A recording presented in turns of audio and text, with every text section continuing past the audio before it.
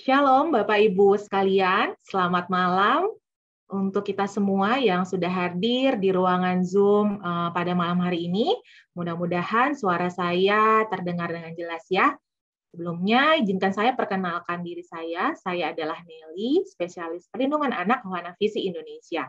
Terima kasih Bapak Ibu yang sudah hadir di webinar Pemimpin Gereja dan Pemerhati Generasi dengan tema pada malam hari ini, Perlindungan Anak dan Gereja. Sebuah panggilan untuk beraksi. Bapak Ibu sekalian, sepanjang tahun fiskal 2021, Wahana Visi Indonesia telah melakukan 6 kali Church Leaders Gathering yang membahas bagaimana menciptakan generasi yang saling terhubung. Kegiatan ini juga berdasarkan pada hasil riset yang dilakukan oleh World Vision International dengan Barna dan juga riset dari Bilangan Research Center. Nah, Bapak Ibu, acara ini mendapatkan respon yang baik dan positif dari para aktivis dan pemimpin gereja yang berpartisipasi pada saat itu. Nah, respon yang baik dan positif ini kemudian membawa WVI untuk merencanakan kembali acara webinar Church Leaders Gathering ini selama tahun fiskal 2022. Karena WVI menganggap bahwa gereja adalah mitra yang tidak tergantikan. Dan kita melihat bahwa kegiatan ini akan menjadi sarana bagi kami, Wahana Visi Indonesia, untuk tetap terus bisa membangun relasi dengan gereja-gereja. Nah, webinar Church Leaders Gathering ini pada tahun fiskal 2022, rencananya akan dilakukan setiap 3 bulan. Jadi dalam 1 tahun akan ada 4 kali kegiatan. Dengan mengambil tema-tema pembahasan yang terkait dengan perlindungan anak, gereja ramah anak, dan isu sosial lainnya yang berhubungan dengan kesejahteraan. Nah, diharapkan melalui webinar yang ada ini, kesadaran dan kapasitas mitra gereja menjadi terbangun. Sebelum kita memulai kegiatan kita pada malam hari ini, Bapak Ibu, perkenalkan saya memanggil Ibu Mitra Tobing sebagai Ministry and Quality Impact Director untuk memberikan sambutan kepada Bapak Ibu sekalian dan akan sekaligus membuka kegiatan ini dalam doa. Untuk Ibu Mitra Tobing, saya persilahkan. Terima kasih, Kak Nelly. Selamat malam, Bapak Ibu. Salam sejahtera bagi kita semua. Shalom. Puji syukur kehadirat Tuhan atas rahmat dan karunia-Nya kita semua dapat dikumpulkan dalam acara malam hari ini secara virtual. Semoga kita semua dalam keadaan sehat. Saya menyapa Bapak Ibu semua, khususnya juga sudah hadir bersama kita malam hari ini para narasumber. Ibu Pendeta Makiolin Carolina Tuhasun, Ketua 1 Majelis Sinode Gereja Kristen Pasundan. Selamat malam Ibu. Dan juga Ibu Merlinda Yusak, Founder, Counselor, and Trainer Mer, and Counselor and Partner. Dan juga Bapak Anil Dawan, Faith and Development Manager dari Wahana Visi Indonesia. Juga tak lupa Bapak Ibu dan saudara-saudari terkasih semua, para majelis, aktivis gereja, para orang tua, pendamping, dan pemerhati anak, semua yang hadir saat ini. Saya mengucapkan selamat datang dan bergabung dalam webinar kita. Izinkan saya memperkenalkan sekilas tentang Wahana Visi Indonesia, yakni organisasi Kristen yang hadir melayani dan berkolaborasi dalam pemberdayaan anak, keluarga, dan masyarakat yang paling rentan melalui pendekatan pengembangan masyarakat, advokasi, dan tanggap bencana untuk membawa perubahan yang berkesinambungan tanpa membedakan suku, agama, ras, dan gender. WVI menyadari bahwa dalam menjalankan visinya, yakni visi kami untuk setiap anak hidup utuh sepenuhnya, dan doa kami untuk setiap hati tekad mewujudkannya, Wahana Visi Indonesia tidak bisa bekerja sendiri. Kami harus bermitra dan berkolaborasi dengan berbagai pihak untuk mengupayakan berbagai cara untuk dapat dilakukan bersama-sama. Sebagai organisasi yang fokus pada anak, salah satu yang kami pastikan adalah organisasi juga memperhatikan terkait perlindungan anak. Hal ini diwujudkan dengan memastikan bahwa organisasi WVI memiliki kebijakan dan program yang mendukung hal perlindungan anak dan mengajak semua mitra dan afiliasinya untuk terlibat dan mendukung bersama-sama.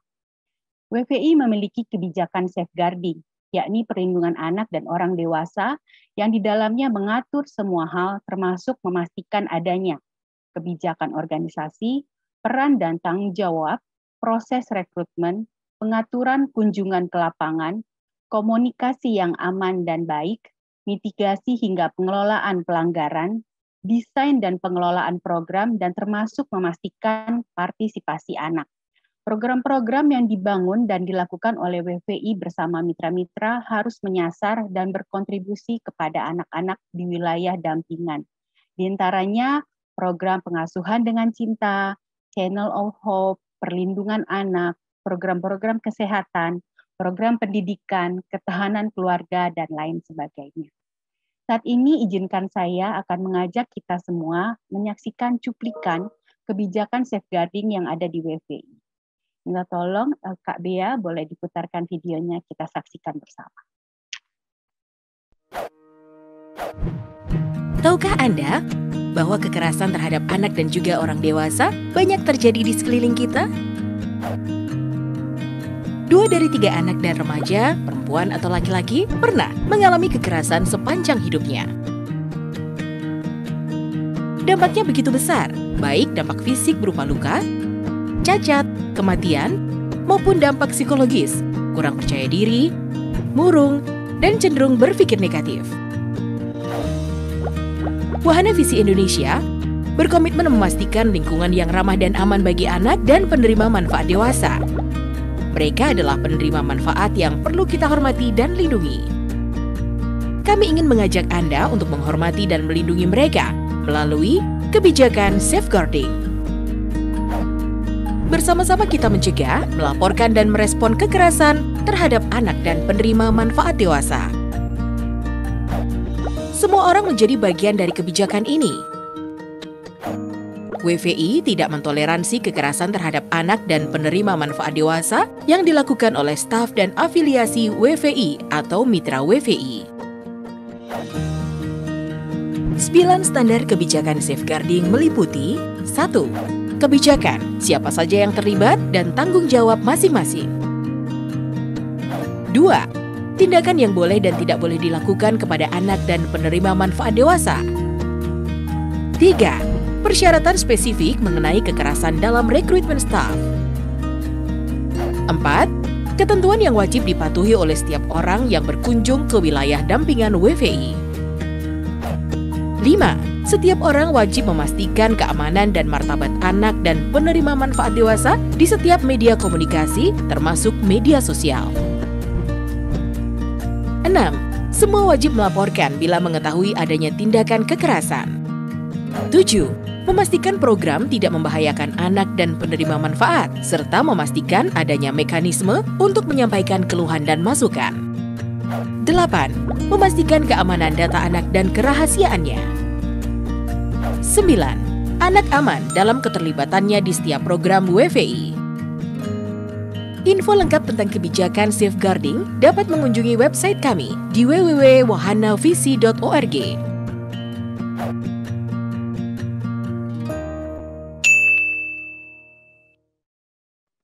Ya, demikian Bapak Ibu cuplikan sekilas tentang kebijakan safeguarding yang ada di Wahana Visi Indonesia. Untuk lebih lanjut Bapak Ibu silakan mengakses website ataupun channel sosial media Wahana Visi Indonesia. Kami mengajak Bapak Ibu sekalian untuk boleh mendukung dan berpartisipasi di dalamnya. Nilai iman dalam proses pengembangan adalah upaya menanamkan praksis transformatif yang menggerakkan hati, pikiran, dan tindakan melalui upaya konkret menjawab persoalan yang ada di sekitar kita. Lembaga agama, dalam hal ini gereja, dipanggil sebagai komunitas iman, dan juga orang Kristen yang percaya yang menghadirkan tanda-tanda kerajaan Allah. Kehadiran kerajaan Allah dicerminkan dari terpenuhinya kehidupan masyarakat yang termasuk di dalamnya perlindungan anak. Kita semua yang hadir saat ini bisa terlibat dan memiliki peran yang berbeda-beda di tempat ataupun dengan cara yang berbeda, baik di gereja, di lingkungan tempat tinggal kita, lingkungan pekerjaan, dan di setiap kesempatan yang Tuhan izinkan kita melakukan ataupun mengalami perjumpaan dengan anak-anak. Kita bisa saling melengkapi dan menyatukan kapasitas untuk berperan aktif untuk hasil yang lebih baik. Kalau bukan kita, siapa lagi? Mari kita jadikan hal ini menjadi salah satu wujud dari iman kita. Acara webinar dan kehadiran kita malam ini merupakan tanda komitmen kita bersama atas kepedulian terhadap perlindungan anak. Malam ini kita akan mendengarkan berbagi pengalaman dan pendapat serta mengidentifikasi bagaimana peranan kita masing-masing dalam mendukung perlindungan anak. Sebagai penutup, atas nama Wahana Visi Indonesia, saya mengucapkan banyak terima kasih kepada para narasumber yang sudah menyediakan waktunya untuk berbagi ilmu, wawasan, dan pengalaman kepada kita semua.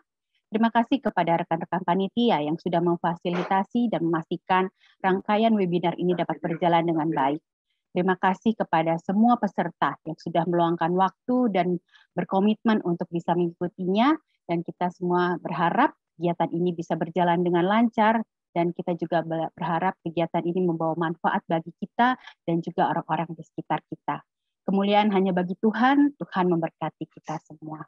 Mari Bapak Ibu, kita akan memulai acara malam ini dan kita akan awali dengan doa bersama. Izinkan saya memimpin kita dalam doa. Mari kita berdoa. Bapa yang terkasih, kami mengucap syukur untuk setiap berkat yang boleh Tuhan berikan kepada kami masing-masing hingga malam hari ini. Terima kasih Tuhan memberikan kami kesempatan untuk dapat berkumpul dalam acara webinar ini. Biarlah ya Tuhan kami boleh saling berinteraksi dengan baik dan memanfaatkan kegiatan ini menjadi bagian yang Tuhan sediakan bagi kami untuk diperlengkapi, untuk berbagi dan juga untuk berkontribusi lebih lagi, khususnya untuk perlindungan anak di Indonesia. Kami menyerahkan acara ini ya Tuhan dari awal, pertengahan hingga akhir, biarlah Tuhan beracara dan juga memimpin semua percakapan dan semua hal yang boleh ada di dalamnya. Tuhan memberkati pembicara, Tuhan memberkati panitia, Tuhan memberkati kami semua, boleh menjadi orang-orang yang mengambil peran dengan baik dalam webinar ini. Terima kasih Bapak, ini kami, Tuhan pakai kami lebih lagi, Tuhan perlengkapi kami, sehingga kami boleh terus dikuatkan untuk menjadi pelayan Tuhan, melakukan pekerjaan Tuhan di bumi ini, khususnya di Indonesia, khususnya untuk perlindungan anak. Terima kasih Bapak, kami menyerahkan semuanya ke dalam tangan Tuhan. Kami memulai acara ini dengan doa dan mohon hikmat daripada Tuhan. Dalam nama Tuhan Yesus kami berdoa. Amin. Terima kasih Bapak Ibu, selamat malam. Saya kembalikan kepada Kak Nelly. Terima kasih kepada Ibu Mitra yang sudah membuka acara kita dalam doa.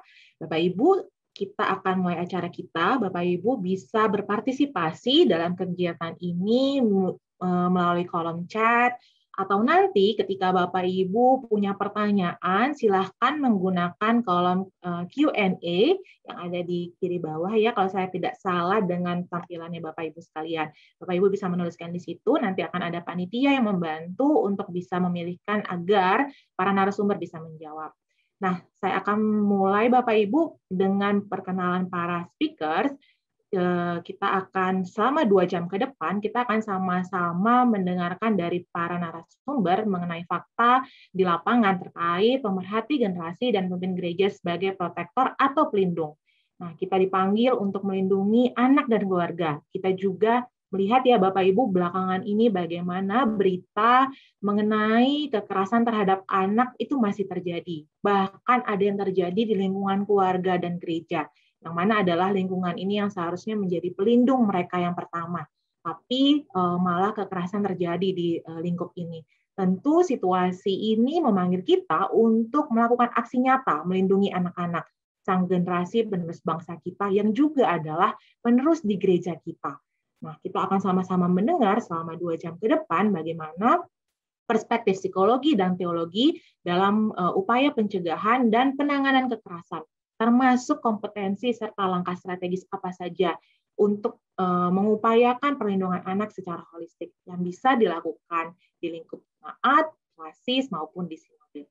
Izinkan saya untuk memperkenalkan para narasumber kita pada malam hari ini. Yang pertama, saya akan menyapa Ibu Pendeta Makiolin Carolina Tuasuun, MPH.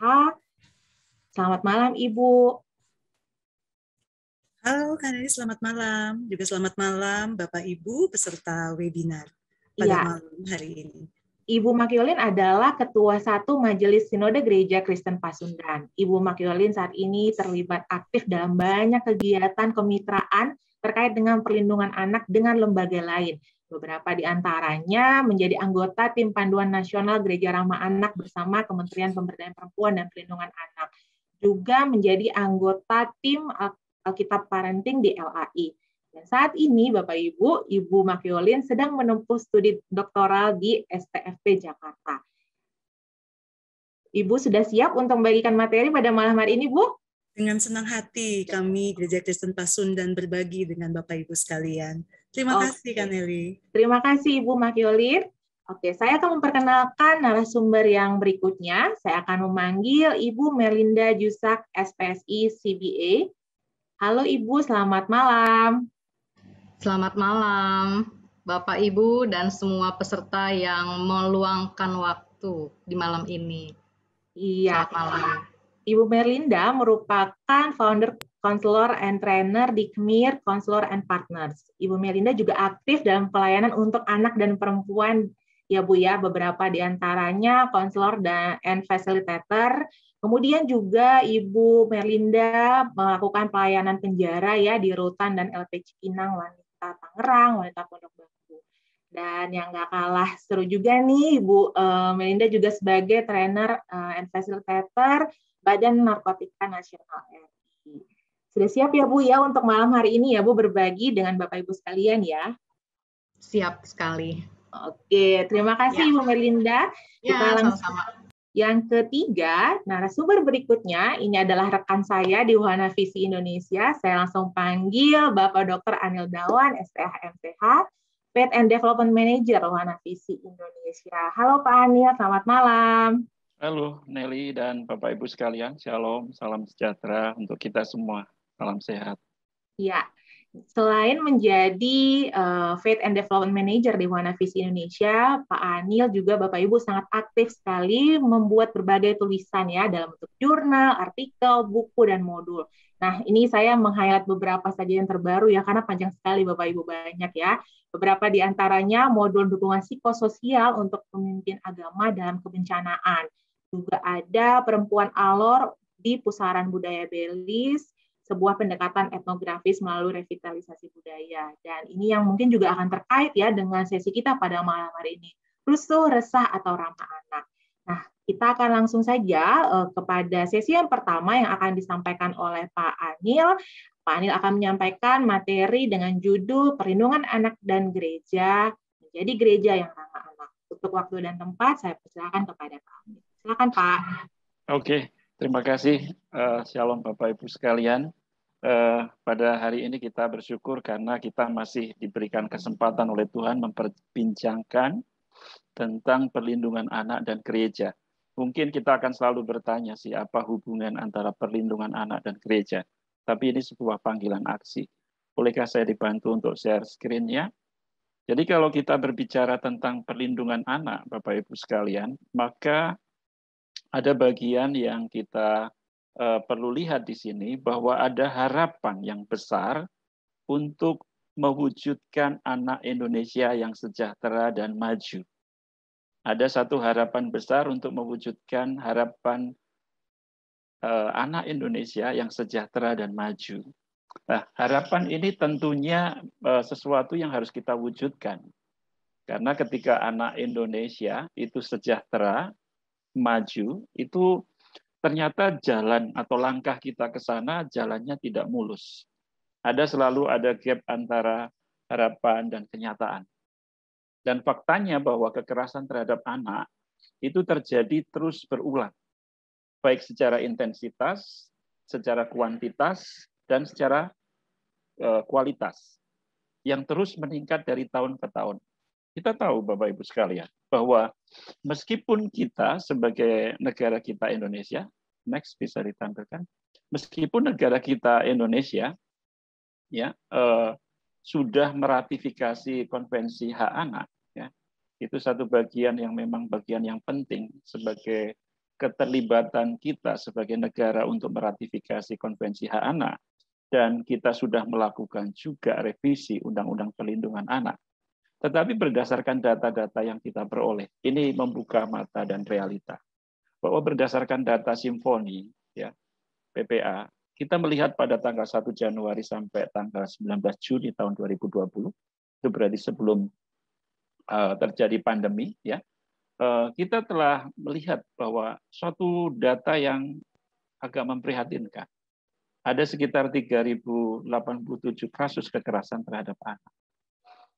Dan diantaranya dari 3.087 tadi, 852 kekerasan itu dikategorikan sebagai kekerasan fisik, ya, dan 768 itu kekerasan secara psikis, dan 1.848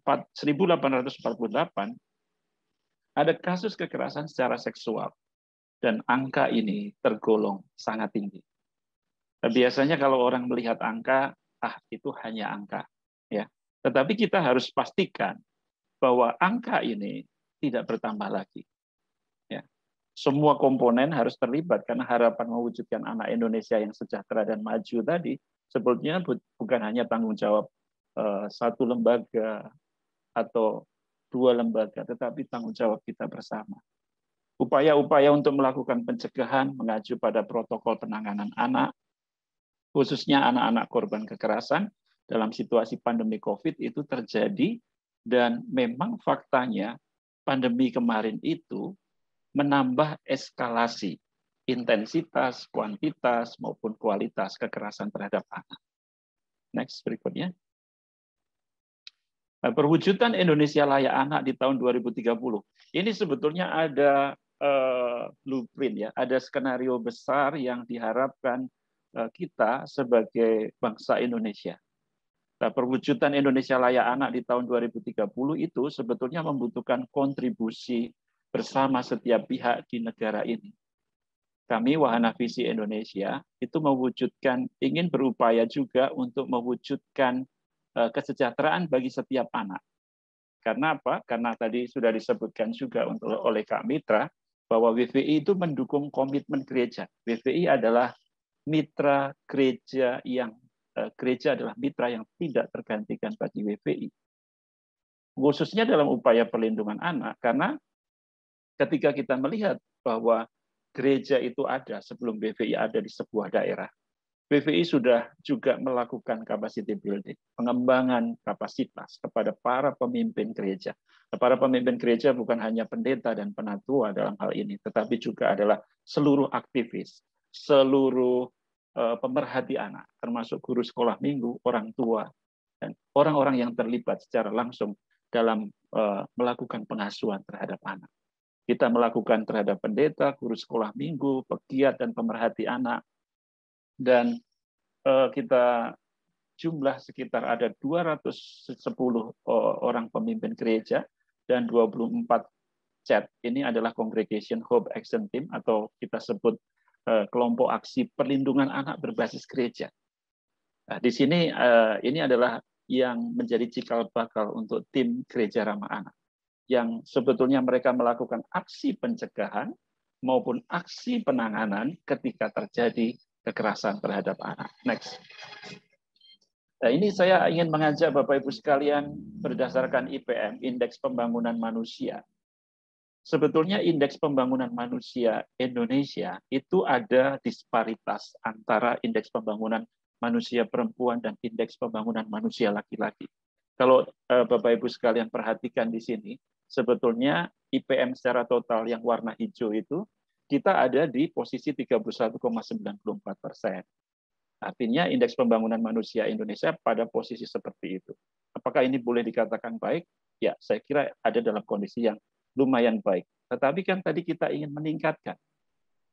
Sedangkan untuk indeks pembangunan manusia laki-laki dan perempuan ternyata ada gap tadi. Bahwa untuk laki-laki itu 75,98 dan untuk perempuan masih 69,19.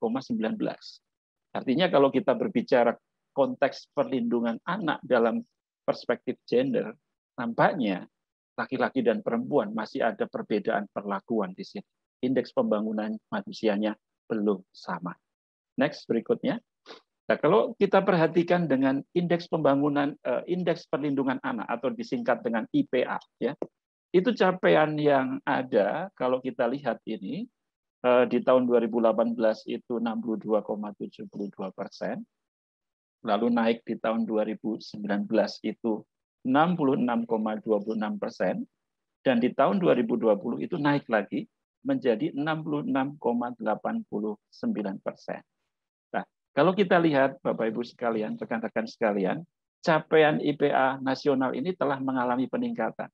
Kita patut bersyukur ya, dari 2018 lalu bergerak ke sampai tahun 2020, dan peningkatannya memang cukup signifikan. Ya. Tetapi kita sekali lagi, ada gelombang pandemi COVID yang menghantam. Kondisi pandemi COVID-19 itu telah menghambat peningkatan IPA untuk indeks perlindungan anak pada tahun 2020 itu. Jadi walaupun capaiannya tetap bisa memenuhi target RPJMN, ya, tetapi sebetulnya ada hambatan yang terjadi. Nah, kita lihat berikutnya. Next. Nah, mengapa masih ada kekerasan terhadap anak di lingkup gereja dan masyarakat? Kita selalu bertanya-tanya, kalau dunia ini adalah tempat yang aman bagi anak, gereja adalah tempat yang aman bagi anak. Tetapi mengapa masih ada kekerasan terhadap anak di lingkup gereja maupun masyarakat? Saya menemukan ada beberapa bagian, Bapak Ibu sekalian, berdasarkan pengamatan dan pengalaman, bahwa belum adanya kesamaan pemahaman tentang penghargaan terhadap martabat anak dalam budaya dan teologi kita. Kalau kita cari di kajian-kajian teologis yang berbicara tentang anak, bagaimana gambaran Allah tentang siapa anak, itu sangat minim. Ada sesuatu yang belum kita bangun sebagai konstruksi teologi. Sementara di budaya kita, ada budaya-budaya yang terus terang di sini sebetulnya juga menghambat upaya pelindungan anak. Lalu masih ditambah lagi ada sikap acuh dan apatis terhadap upaya pencegahan dan penanganan. Ada beberapa kategori ketika kami melakukan pelatihan kepada para pemimpin gereja. Ada kategori yang berperan sebagai protektor, ada kategori yang berperan sebagai predator, tapi ada kategori yang berperan sebagai apatis. Ya, sesuai dengan namanya, tidak, dan patis itu dari kata patos yang artinya nggak punya rasa. Mungkin melihat tetapi tidak merasakan apa yang dilihat. Mungkin menyaksikan tetapi tidak terlibat dengan apa yang disaksikan. Dan merasa itu bukan tugas, bukan kewajiban, bukan tanggung jawab. Mentalitas pengamat itu yang ada. Dan yang berikutnya, kalau saya perhatikan, tidak berfungsinya pembagian peran dalam lingkaran ekologis. Di mana kita tahu lingkaran ekologis terkecil dari kehidupan anak itu adalah keluarganya, orang tuanya. Di mana anak harus aman di rumahnya. Lalu lingkaran yang kedua adalah sosial masyarakat, di mana anak itu tinggal, entah di sekolahnya ataupun di gerejanya. Dan juga pada lingkungan yang lebih besar. Nah, ketika peran-peran ini tidak dibagi dalam lingkaran ekologis anak, circle of influence itu, pengaruh yang melindungi anak itu tidak terjadi, maka ketika ruang kerjasama, sinergi, dan kolaborasi itu juga tidak terwujud, akhirnya fungsi-fungsi itu menjadi disfungsional, tidak berfungsi. Ada lembaga, tapi lembaganya nggak berfungsi. Ada orang, tetapi orangnya nggak berperan. Ada pemimpin, tetapi pemimpinnya tidak memberikan dampak atau pengaruh. Dan juga belum tersedianya kebijakan perlindungan anak yang memayungi di rumah ibadah, di gereja secara merata. Ada gereja-gereja mungkin yang sudah punya, tadi WVI sudah men-sharekan tentang kebijakan safeguarding kita, dan itu penting sekali karena itu menjadi kebijakan yang memayungi, sehingga setiap orang punya kewajiban tanggung jawab yang sama, karena ada satu payung yang harus ditaati di situ. Next, berikutnya. Nah, siapakah gereja? Bapak Ibu sekalian, kita sebagai gereja, bahwa kita sebagai satu tubuh dengan banyak anggota. Dan ketika kita berbicara tentang gereja, berarti berbicara gereja itu bukan hanya bicara tentang gedung gereja atau organisasi gereja dengan struktur dan lembaganya. Tapi gereja juga adalah orangnya. Gereja adalah organismenya. Gereja adalah anggota-anggota tubuh Kristusnya. Gereja ada di mana 2 atau 3 orang berkumpul dalam nama Tuhan. Di situ Tuhan pun hadir. Dan dihadirkan. Dan ketika kita melihat bahwa gereja sebagai tubuh Kristus, di mana Kristus itu kepalanya. Dan gereja itu adalah tubuhnya. Ya. Jadi ketika kita berbicara gereja, gereja juga adalah gereja secara jemaat lokal, gereja secara universal sebagai milik Kristus, yaitu kumpulan orang percaya yang sudah diselamatkan. Dalam konteks ini kita tidak boleh memandang, oh gerejaku kecil, gerejaku nggak punya apa-apa, gerejaku terbatas dari SDM, dari manajemennya, dari infrastrukturnya, gerejaku tidak bisa melindungi. Tidak, Bapak Ibu sekalian, karena gereja itu adalah kesatuan tubuh Kristus. Kita bisa bekerja sama sebagai gereja Tuhan. Dan gereja tidak lebih dari sekedar gedung dan bangunan tadi ya, yang sudah saya sebutkan. Dan setiap orang di sini kita menciptakan ada ruang anugerah ya untuk memiliki panggilan untuk memastikan ada komunitas yang paling rentan, yaitu anak yang harus dilindungi. Gereja-gereja yang sudah memulai inisiasi sebagai gereja ramah anak, ada di sini Bu Mekyolin bersama dengan GKP dan rekan-rekan pendeta yang hadir di sini.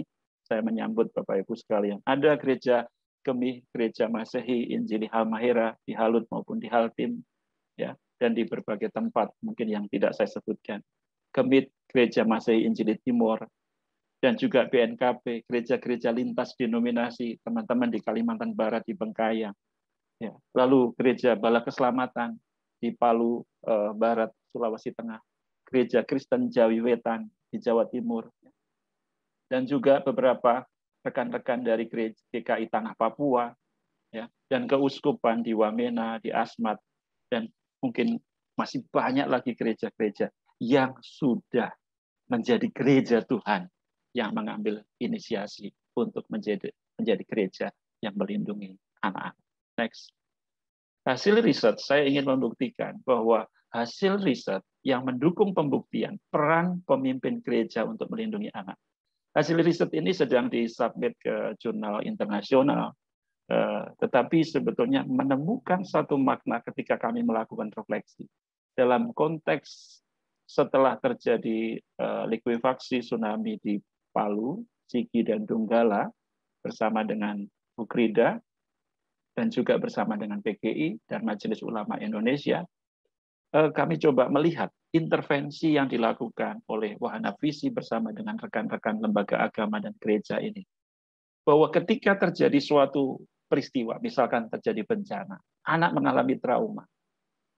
Dan ketika anak mengalami trauma, itu seluruh kegiatan sekolah itu terhenti, aktivitas nggak ada. Dan ketika aktivitas anak tidak ada, apa yang terjadi? Ternyata kami menemukan dari hasil refleksi 2 tahun pasca terjadinya bencana itu, ditemukan bahwa peran pemimpin agama dalam hal ini secara langsung adalah guru sekolah minggu, kalau yang di konteks muslim adalah guru mengaji, itu ternyata sangat penting. Mereka punya concern terhadap kehidupan anak. Mereka berelasi langsung dengan anak. Baik bisa membantu dan menolong orang tuanya maupun anak-anak secara langsung. Lalu pada waktu itu ada intervensi yang dilakukan, yaitu memberikan dukungan psikososial. Bersama dengan BVI, Ukrida, melakukan dukungan psikososial di ruang rumah, di ruang ramah anak. Bersama tadi dengan PGI dan juga bersama dengan Majelis Ulama Indonesia tadi. Dan di kegiatan di ruang ramah anak itu, anak diajarkan teknik relaksasi, dan bagaimana aktivitas rekreatif yang memberikan penguatan terhadap psike mereka, jiwa mereka, untuk bisa hidup dengan resiliensi mereka, dan mereka hidup secara normal kembali, menghadapi tekanan, tantangan kehidupan pasca bencana itu. Hasil ini membuktikan peran Bapak Ibu sekalian sebagai gereja, sebagai pemimpin gereja, itu sangat signifikan. Tidak terbantahkan, sangat signifikan untuk berperan melindungi anak dalam keadaan apapun. Ketika tidak terjadi bencana atau pra-bencana, maupun ketika terjadi bencana dan pasca bencana. Dan ini suatu hal yang membuktikan. Next, berikutnya. Refleksi mentor ditemukan bahwa mentor mengingat pelatihan dukungan psikososial karena mempraktekannya langsung kepada anak. Jadi ketika itu sesuatu dipraktekkan, maka materi yang diingat itu banyak. Ada yang melukis di atas batu, teknik menyentuh diri sendiri, dan selama proses monitoring mentor itu, anak mempraktekkan, dan mereka dapat mengatasi trauma dengan baik. Bahkan anak mulai beraktivitas, mereka punya harapan, bisa bermain bola, tersenyum, dan memiliki mental untuk bisa bertahan. Yang ini harus diperhatikan Bapak Ibu sekalian, ada bagian yang harus diperhatikan bahwa anak-anak remaja itu kurang mendapatkan manfaat karena apa? Mereka cenderung malu ikut beraktivitas karena memang usia mereka adalah usia yang sedang mencari identitas diri. Perhatian gereja salah satunya kalau dalam tahap perkembangan anak, salah satu yang harus diperhatikan anak remaja yang usia sekitar 13-17 tahun. Karena di situ mereka sedang dalam masa malu karena mereka sedang berkembang secara identitas, mempertanyakan identitas, dan kadang ketika ada intervensi program untuk menolong mereka, mereka tidak terlibat atau tidak dilibatkan dalam tanda kutip. Dan penggunaan bahasa daerah diperlukan khususnya daerah-daerah yang rural, karena ternyata bahasa mempengaruhi komunikasi.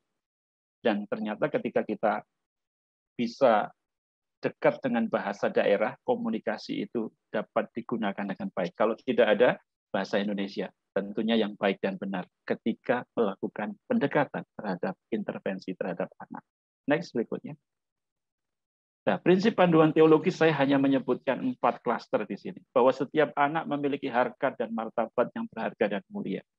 Anak itu pemberian Tuhan, mereka anugerah Allah. Belas kasih untuk menghargai dan menghormati martabat semua anak tanpa terkecuali, termasuk anak dengan disabilitas. Visi untuk setiap anak juga harus diperhatikan, bahwa tujuan yang kita sediakan bagi anak-anak itu adalah menciptakan lingkungan yang aman untuk mereka bisa tumbuh kembang, karena itu adalah salah satu kebutuhan dasar anak, hak dasar anak, yaitu kebutuhan yaitu hak untuk tumbuh kembang. Dan tujuan kita adalah memandu mereka dan mengarahkan mereka untuk tumbuh dan kembang itu. Bukankah ketika Tuhan Yesus itu masih kanak-kanak, dikatakan Yesus bertambah, ya, bertambah hikmatnya, makin dikasih Allah dan makin dikasih manusia. Dan inilah yang juga menjadi model kita.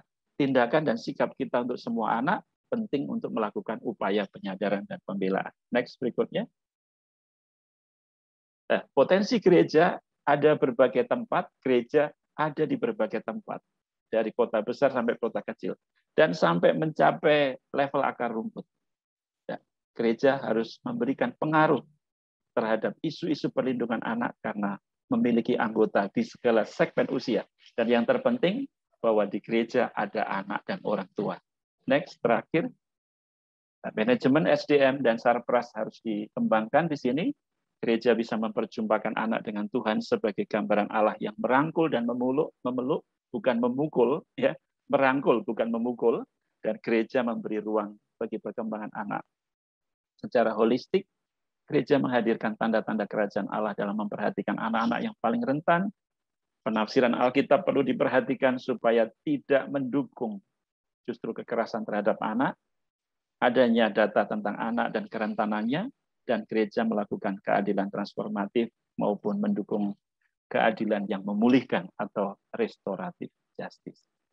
Itu yang bisa saya sampaikan, Bapak Ibu sekalian. Kiranya bagian puisi ini nanti akan di-share saja. Bapak Ibu sekalian bisa renungkan menjadi sebuah cerminan bahwa ketika anak dibesarkan dalam kritik, mereka akan mengutuk. Ketika mereka dibesarkan dalam permusuhan, mereka akan berkelahi. Tetapi kalau mereka dikasihi, dilindungi, anak akan tumbuh menjadi masa depan gereja dan bangsanya. Terima kasih. Kiranya Tuhan memberkati kita dan menolong kita menjadi pelindung-pelindung anak. Saya kembalikan ke Nel. Ya, terima kasih kepada Pak Anil yang sudah menyampaikan materi ya terkait dengan perlindungan anak dan gereja. Saya meng-highlight di slide terakhir tadi ya, sebelum puisi, apa saja sih peran gereja ketika mengupayakan perlindungan anak gitu ya. Yang pertama, gereja memperjumpakan anak dengan Tuhan melalui penafsiran Alkitab, firman Tuhan yang relevan gitu ya. Dan bisa dilakukan melalui bahan-bahan khotbah. Kemudian gereja memberikan ruang pada perkembangan yang holistik, dan ini akan didukung dengan ketika gereja memiliki data terpilah yang lengkap ya tentang anak gitu. Tidak hanya gelondongan anak 100 gitu, tapi nggak tahu berapa anak laki-laki, berapa anak perempuan gitu ya, kelompok usianya seperti apa. Nah, ini mungkin juga jadi salah satu PR bagi gereja untuk bisa memiliki data terpilah anak yang lebih lengkap.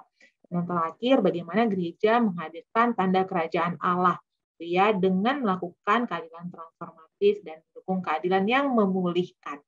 Terima kasih Pak Anil untuk materinya.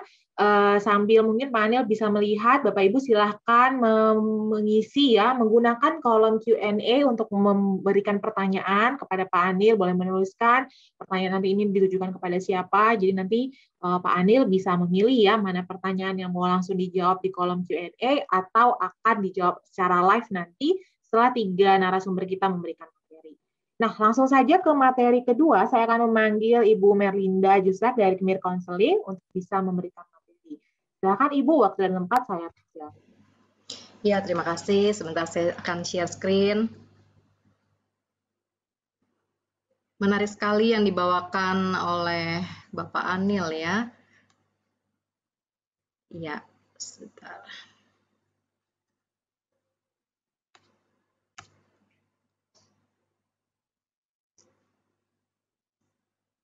Sudah terlihat semua ya. Baik, saya akan dengan senang hati karena mendengar waktu Pak Anil katakan dengan Gereja Kristen Pasundan yang sudah memiliki Code of Conduct untuk perlindungan anak, saya sangat wow, concern-nya itu luar biasa karena ya masih tergolong jarang mungkin gereja-gereja yang memperhatikan sampai bagian yang rentan gitu ya untuk anak-anak. Nah, saya sangat mengapresiasi. Baik, Bapak Ibu, pada bagian ini, di sini saya tuliskan aku dan keluarga. Kadang-kadang kita berpikir saya ini di dalam keluarga itu bagaimana ya?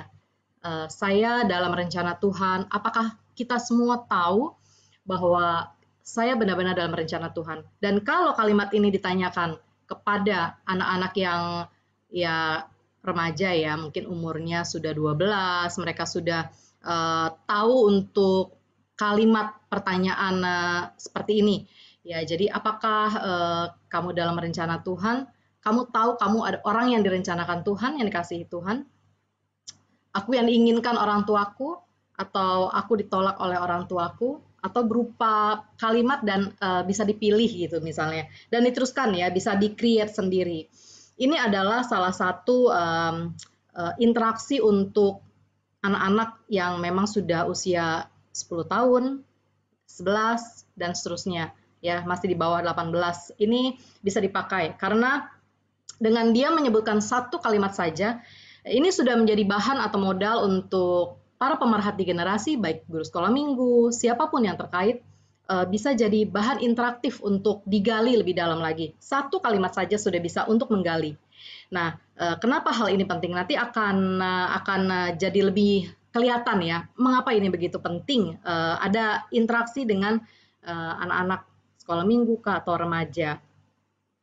Kalau menurut Mazmur 139, di sini ayat 13 dan ayat 16, bahwa sebab engkaulah yang membentuk buah pinggangku, menenun aku dalam kandungan ibuku. Juga matamu melihat selagi aku bakal anak, dan dalam kitabmu semuanya tertulis hari-hari yang akan dibentuk sebelum ada satupun daripadanya. Bagaimana tentang perlindungan anak kalau menurut undang-undang? Di sini ada Undang-Undang Nomor 23 yang dengan jelas menyatakan ya di pasal 21, di pasal 1 itu, anak adalah seorang yang belum berusia 18 tahun, termasuk anak yang masih dalam kandungan. Jadi yang masih di dalam perut belum lahir saja itu sudah termasuk dilindungi. Nah, jadi perlindungan anak itu apa sih? Adalah segala kegiatan untuk menjamin dan melindungi anak dan hak-haknya agar dapat hidup, tumbuh, berkembang, berpartisipasi secara optimal, sesuai dengan harkat dan martabat kemanusiaan, serta mendapat perlindungan dari kekerasan dan diskriminasi. Jadi perlindungannya sangat lengkap sekali dalam undang-undang ini sudah dinyatakan. Padahal kenyataannya sudah ada undang-undang, sudah ada kita sebagai orang-orang yang percaya apa yang dikatakan Alkitab mengenai kita, mengenai anak-anak yang masih dalam kandungan, anak yang lahir. Tapi ada kenyataan juga, ternyata kasus-kasus kekerasan pada anak itu terjadi. Bahkan kadang-kadang itu tidak disadari. Nah, ada 4 kekerasan, ya banyak sekali sebenarnya jenis-jenis kekerasan, tapi yang paling menonjol di sini adalah 4 ini kekerasan fisik. Biasanya itu memukul, menendang, atau kadang-kadang ada ya, saya pernah lihat gitu orang tua yang kepala anaknya itu dikeplak gitu ya, jadi itu termasuk ya. Apalagi kalau itu jadi habit, jadi kebiasaan, wah itu sudah termasuk sebenarnya ini kekerasan fisik. Tapi kita seringkali hanya sempit melihat mungkin fisik keras itu hanya pukulan, hanya fisik gitu ya yang terasa. Padahal kata-kata, nah itu jadi kekerasan emosi seperti merendahkan anak, ya mengancam atau juga mengintimidasi. Ya kalau merendahkan otomatis anak ini akan jadi anak yang harga dirinya itu bermasalah, ya jadi harga dirinya rendah karena dia selalu dihina gitu ya. Misalnya tidak pernah dipuji di depan orang-orang, orang tuanya justru malah ngatain gitu ya, malah semena-mena. Juga bisa mengancam, jangan bilang sama papa gitu misalnya ya, jangan bilang sama oma kamu gitu. Padahal dia sudah ketakutan. Jadi anak dibentak saja sudah takut. Biasanya ditambah ancaman, ya, intimidasi. Karena banyak orang-orang yang akhirnya mau menggunakan power itu sebenarnya akibat stres, tidak bisa melihat situasi anak yang mau nurut. Akhirnya pakai kata-kata yang nada tinggi, gitu ya. Dengan nada tinggi terus-menerus, akhirnya anak pun akan terbiasa ketika menerima perintah, menerima apapun yang diminta oleh orang tuanya itu harus dengan nada yang di situ ya, yang tingginya sama. Nah, banyak sekali kasus-kasus yang akhirnya orang tua ini bilang, ini anak kalau diajarin, kalau dikasih tahu harus dibentak ya. Itu sayang sekali. Ya banyak terjadi kasus yang mengancam seperti itu, intimidasi. Ini sudah termasuk kekerasan emosional. Ada lagi kekerasan seksual ya. Diraba, disentuh, sampai pemerkosaan dan banyak ya. Seksual itu pelecehan, ya pelecehan. Dipandang saja dengan mata yang memandang, ya ini pelecehan gitu ya, biasanya gitu kan. Ini terjadi. Ada juga kekerasan sosial, ya social abuse. Jadi penelantaran kebutuhan anak. Kalau tadi sempat disounding sama Pak Anil ya, ada kebutuhan anak, kebutuhan dasar. Nah, banyak sekali sebenarnya kebutuhan anak, afeksi, kebutuhan dilindungi yang pasti, ya kebutuhan-kebutuhan dasar untuk diterima, disayangi gitu ya. Bahkan eksploitasi, satu sisi ada penelantaran, diabaikan, dibiarkan, satu sisi justru anak ini dieksploitasi ya, diambil anak ini lalu melebihi dari tanggung jawab usianya. Jadi orang tua banyak yang ya tidak tahu anak ini masih kecil tapi disuruh bekerja untuk dapat tambahan untuk orang tuanya ya, untuk tambahan penghasilan. Padahal harusnya mendapat perlindungan ya sesuai dengan usia sama perkembangan psikis untuk seseorang anak. Jadi apakah kegagalan keluarga ini menjadi penyebab terjadi kekerasan? Jadi apakah anak korban kekerasan juga akan menjadi pelaku kekerasan nantinya? Nah, ini nanti akan kita jawab. Penyebab-penyebab itu banyak sekali. Ada penyebab memang saya lebih banyak mengambil garis besar di sini dari keluarga.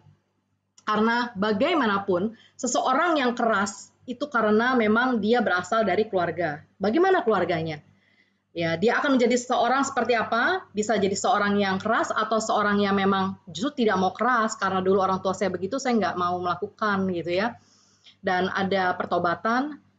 Jadi semua asalnya dari keluarga. Nah, saya mau kasih contoh karena tidak boleh mengambil contoh dari kasus orang lain kecuali mendapat izin. Jadi ini bukan izin lagi, tapi ini adalah kisah ya nyata yang ada di Alkitab. Dan saya salut, saya senang sekali bahwa firman Tuhan tidak pernah menutup-nutupi. Kisah siapapun dibuka sebuka-bukanya ya, sehingga kita bisa belajar, diperingatkan. Ini keluarga Ishak dan Ribka. Keluarga ini pilih kasih gitu ya. Jadi awal ketidakharmonisan, Ishak itu lebih mengasihi Esau, Ribka lebih mengasihi Yakub. Di sini saya sudah pilih kasih ya. Jadi Ribka berambisi segera melihat perkataan Tuhan. Jadi anak yang tua akan menjadi hamba. Padahal sudah dinubuatkan ya, sudah ada perkataan itu. Anak yang tua akan menjadi hamba kepada anak yang muda. Tapi dia mau lebih cepat, ceritanya mau menolong Tuhan. Ya, jadi berambisi. Ribka dan Yakub merencanakan penipuan ya terhadap hak kesulungan Esau. Nah, jadi dia dengan anak kesayangannya yang dia kasihi gitu ya, dia rencanakan penipuan tentang hak kesulungan ya. Lalu menciptakan permusuhan antar saudara satu bapak satu ibu. Nah, dari hubungan yang orang tua yang pilih kasih seperti ini, sehingga bisa menurunkan, mewariskan permusuhan. Saudara cuma 2 tapi bermusuhan ya, dan membentuk karakter. Esau seperti apa, Yakub juga punya karakter seperti apa ya. Nanti keturunannya lagi adalah Yakub gitu. Nah, ini keluarga lain adalah keluarga Yakub dan Rahel. Ternyata sama. Yakub juga mendapat warisan pilih kasih dan dia melakukan itu karena warisannya dapat gitu ya dari papa mamanya sebelumnya. Yakub memiliki 4 istri. Ya, kalau zaman dulu diizinkan gitu ya kan. Ia tidak bisa mengasihi dengan ukuran kasih yang sama. Sebagaimanapun pintarnya gitu ya, pengetahuan atau berpengalamannya atau pintar memilih istri, pintar berperilaku, tetap tidak bisa mengasihi dengan kasih yang sama. Akhirnya Yakub lebih mengasihi Rahel ya, dan Yakub membesarkan anak dengan sangat memanjakan Yusuf. Jadi dia pun lebih mengasihi satu anak, ya anaknya dari Rahel. Jadi dia kurang mengasihi anak lain. Kalau Yusuf diberikan baju gitu ya, jubah, sedangkan anak lain tidak. Itu membuat yang lain juga kan bertumpuk keiriannya. Ya, jadi dan Yakub ini pasif, jadi tidak peka ada kebencian anak-anaknya. Jadi anak-anak dari Lea sangat membenci Yusuf. Ini sudah terjadi kebencian. Lalu permusuhan keluarga, saudara merencanakan pembunuhan keji terhadap saudara sendiri. Jadi antar saudara saja ini sudah parah.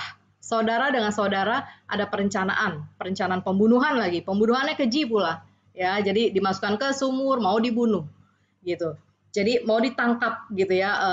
Lalu menipu gitu. Saudara Yusuf merencanakan menipu orang tuanya. Jadi dengan mengatakan Yusuf itu mati karena diterkam binatang buas. Perencanaannya itu sangat rapih ya. Jadi ini kalau zaman sekarang ini perencanaan wow, ini sudah kategori semua saudara gitu ya, sama-sama kompak sekali dalam perencanaan ini ya. Kompak dan akur tapi dalam kejahatan berarti. Yakub dulunya penipu karena dia dulu pernah menipu gitu ya dengan papanya, menipu Esau gitu ya. Jadi sekarang dia tertipu. Malahan tertipu sebenarnya 2 kali ya. Dengan Laban pamannya gitu kan. Sekarang dengan anaknya gitu. Betapa sakit ya kalau orang tua itu sampai ditipu oleh anaknya sedemikian rupa. Jadi sebenarnya kalau Yakub itu memanjakan Yusuf, jadi Yusuf apakah disebut anak manja? Karena seringkali kita dengar anak ini manja ya gitu loh. Jadi sebenarnya tidak ada anak yang manja.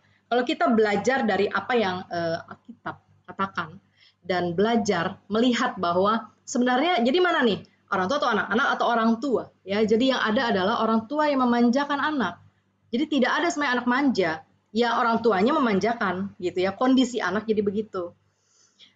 Kadang-kadang kan ada rasa bersalah orang tua ya, rasa bersalah saking sibuk sehingga mau memanjakan anak. Karena guilty feeling, bersalah karena sibuk nggak punya waktu sehingga ketika beli sesuatu untuk anak itu yang sudah melampaui dari usia anak.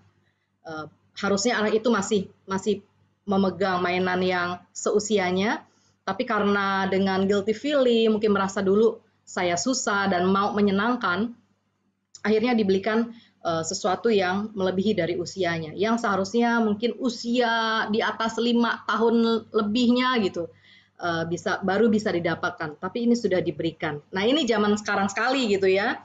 Jadi orang tua di sini adalah ya sumbernya, mau anak seperti apa, seperti itu. Belajar dari 2 keluarga tadi. Sehingga kalau sekarang terjadi kekerasan ya, ada bully, perundungan. Ada anak-anak yang power sekali ya kelihatan. Itu ya dari mana dia bisa begitu?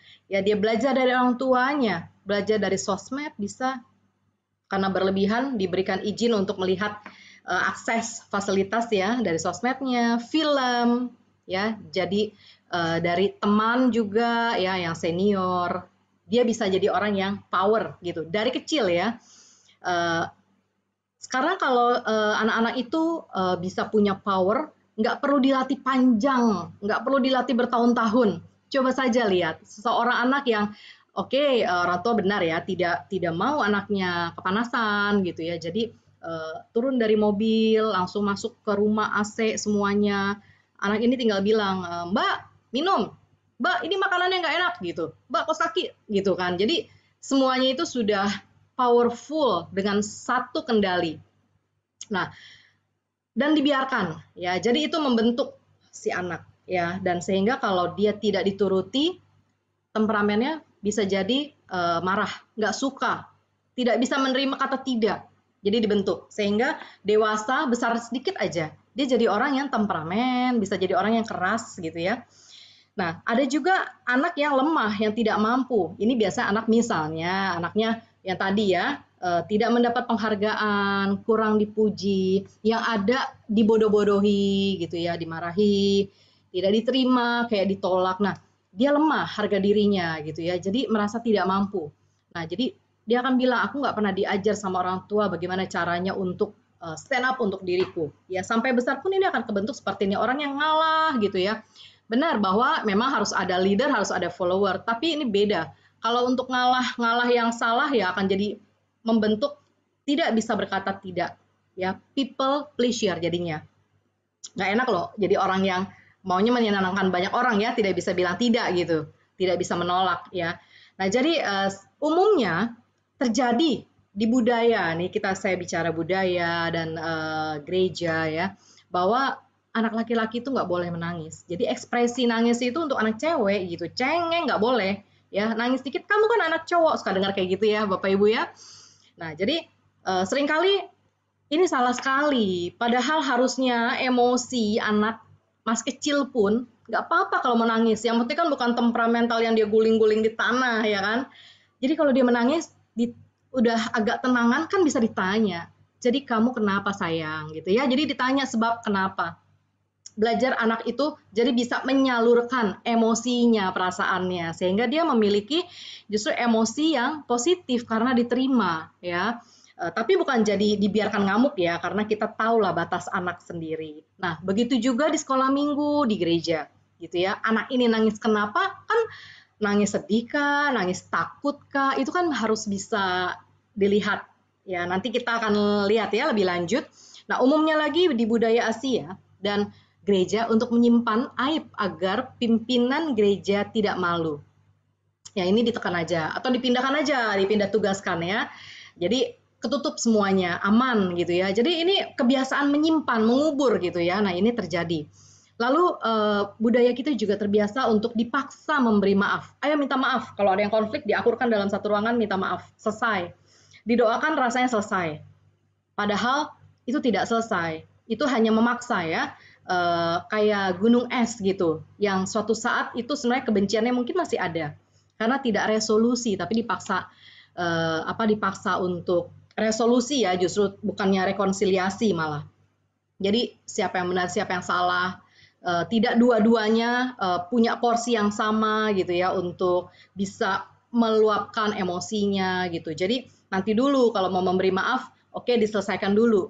Lihat satu dengan satu gitu ya, ditanggapi dulu, diresponi. Nah, baru kata maaf itu bukan karena dipaksa, tapi biarlah itu dari masing-masing individu, masing-masing pribadi. Karena terlalu banyak pemaksaan, terlalu banyak penekanan harus dipendam, sehingga itu segala sesuatu yang dipendam, yang dipaksakan, ujungnya kan pasti dampaknya itu akan tertimbun, efeknya kepada emosi, efek kepada psikis, ya, kepada kognisinya. Sehingga kalau tidak ada keseimbangan antara sebenarnya saya masih kesel sama ini orang gitu kan, tapi waktu itu momennya udah minta maaf gitu kan, kebenciannya tetap dipendamnya di bawah. Jadi kan nggak seimbang gitu antara yang di pikiran, kognisi dengan emosi dia gitu. Nah, ini yang terjadi pada umumnya. Jadi mengapa penting sebenarnya perlindungan anak? Karena dari anak-anak kecil pun ini haknya, benar ya. Jadi memberikan akses hak ke mereka dalam bertahan hidup.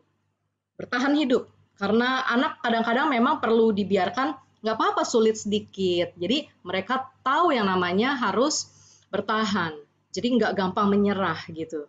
Ya, lalu mengapa penting perlindungan anak? Karena memberi akses ke hak mereka dalam bertumbuh dan berkembang. Karena sesuai dengan usianya, kalau anak ada yang usianya masih kecil tapi kayaknya pemikirannya dewasa. Ada orang tua yang dewasa sekali, kelihatannya mature sekali, tapi inner child gitu ya, ada luka. Sehingga dia sebenarnya jiwanya anak kecil sekali gitu. Yang paling tahu mungkin di gereja nggak tahu, yang tahu adalah pasangannya.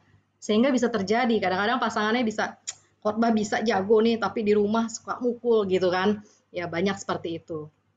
Jadi mengapa penting perlindungan anak? Karena memberi akses ke hak-hak mereka dalam berpartisipasi.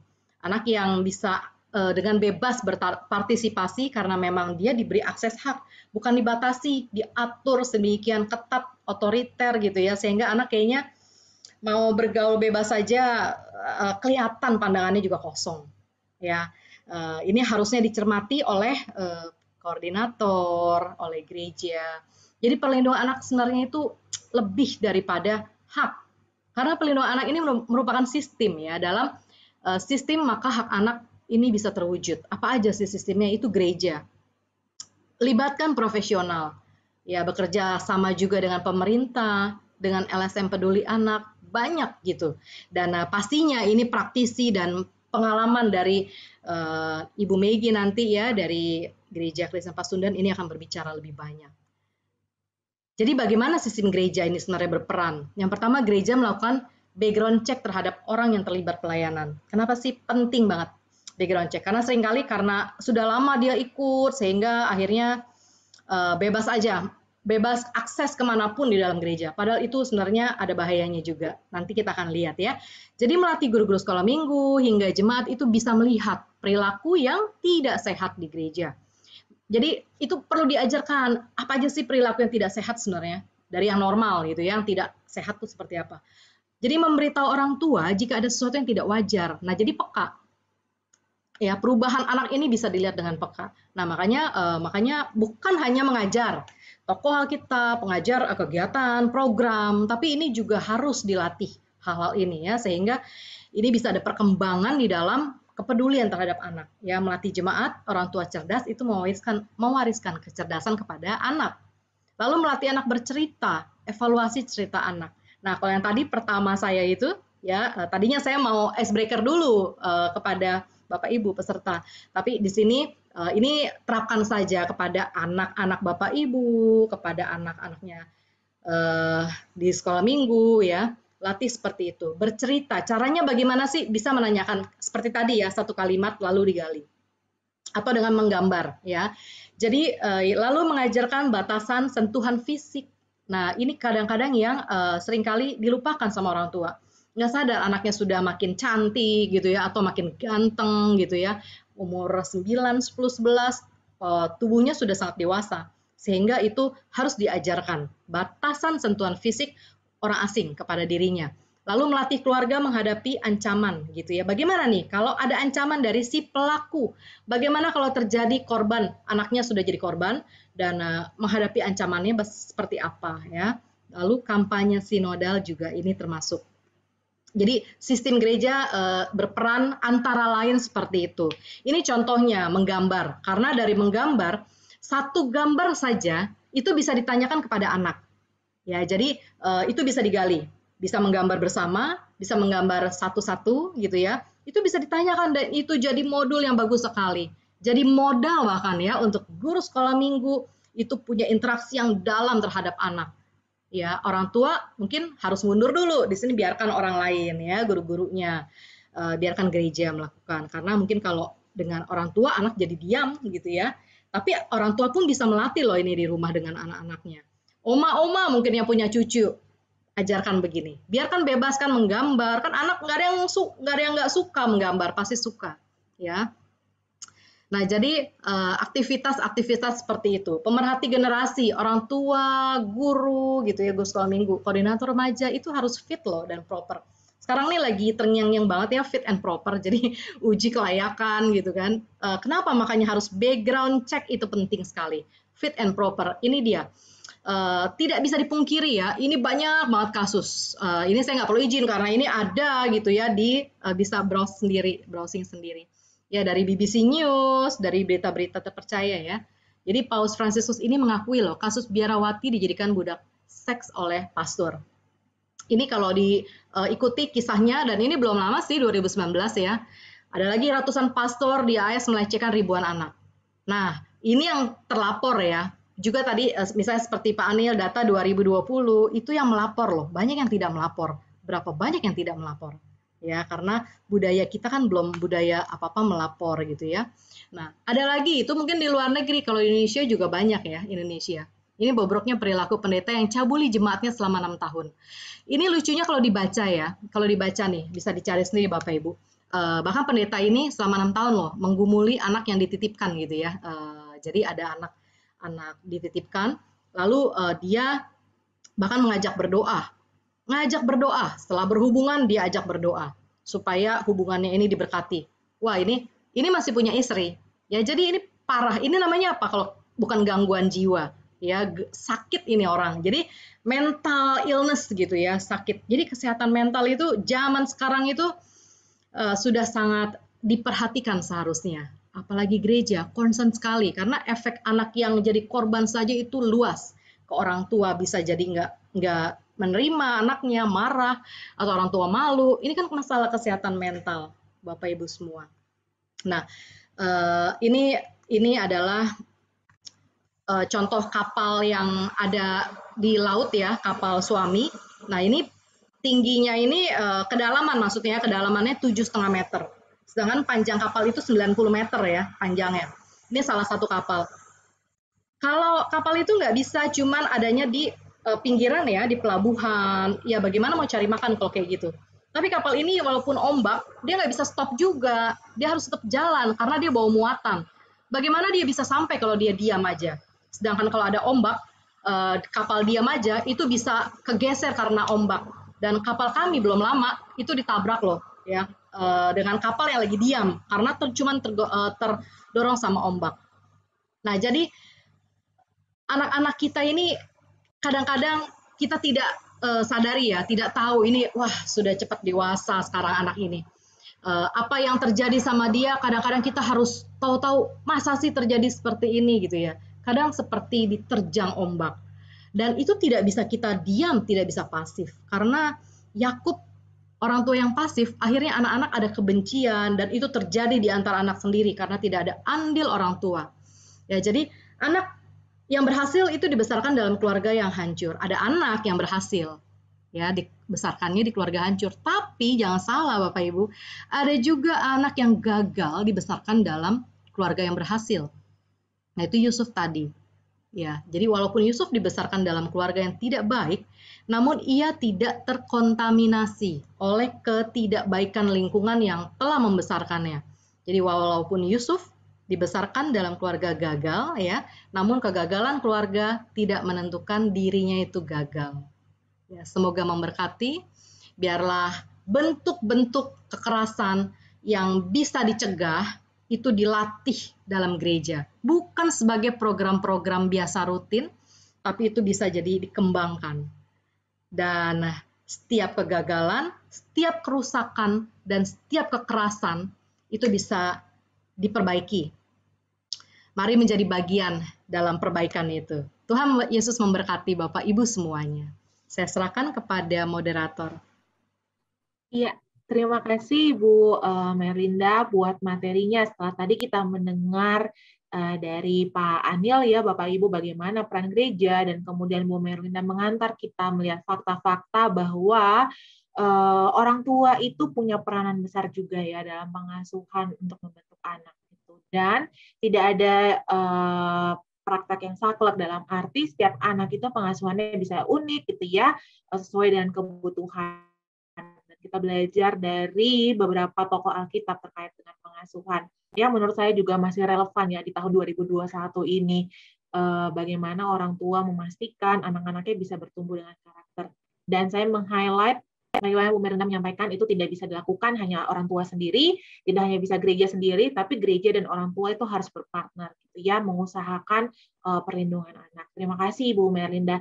Bapak Ibu, sekali lagi saya mengingatkan Bapak Ibu boleh memberikan pertanyaan melalui kolom Q&A, gitu ya. Nanti akan ada narasumber dan juga panitia yang akan menjawab. Nah, kita langsung saja Bapak Ibu melihat praktek ya dari salah satu gereja. Apa yang Gereja Kristen Pasundan lakukan gitu ya dalam upaya perlindungan anak. Dan kali ini ada Ibu Magiolin yang akan bagikan pada kita. Silakan Ibu, waktu dan kesempatan saya. Baik, Kaneli, terima kasih untuk kesempatan yang diberikan kepada kami, Gereja Kristen Pasundan, untuk dapat berbagi pada malam hari ini. Terima kasih juga untuk rekan-rekan yang terkasih, Pak Anil dan Ibu Merlinda, pemaparan yang sangat memberkati kita semua tentunya. Ya, ini dia perjalanan upaya Gereja Kristen Pasundan dalam perlindungan anak. Saya mohon bantuan untuk share screen.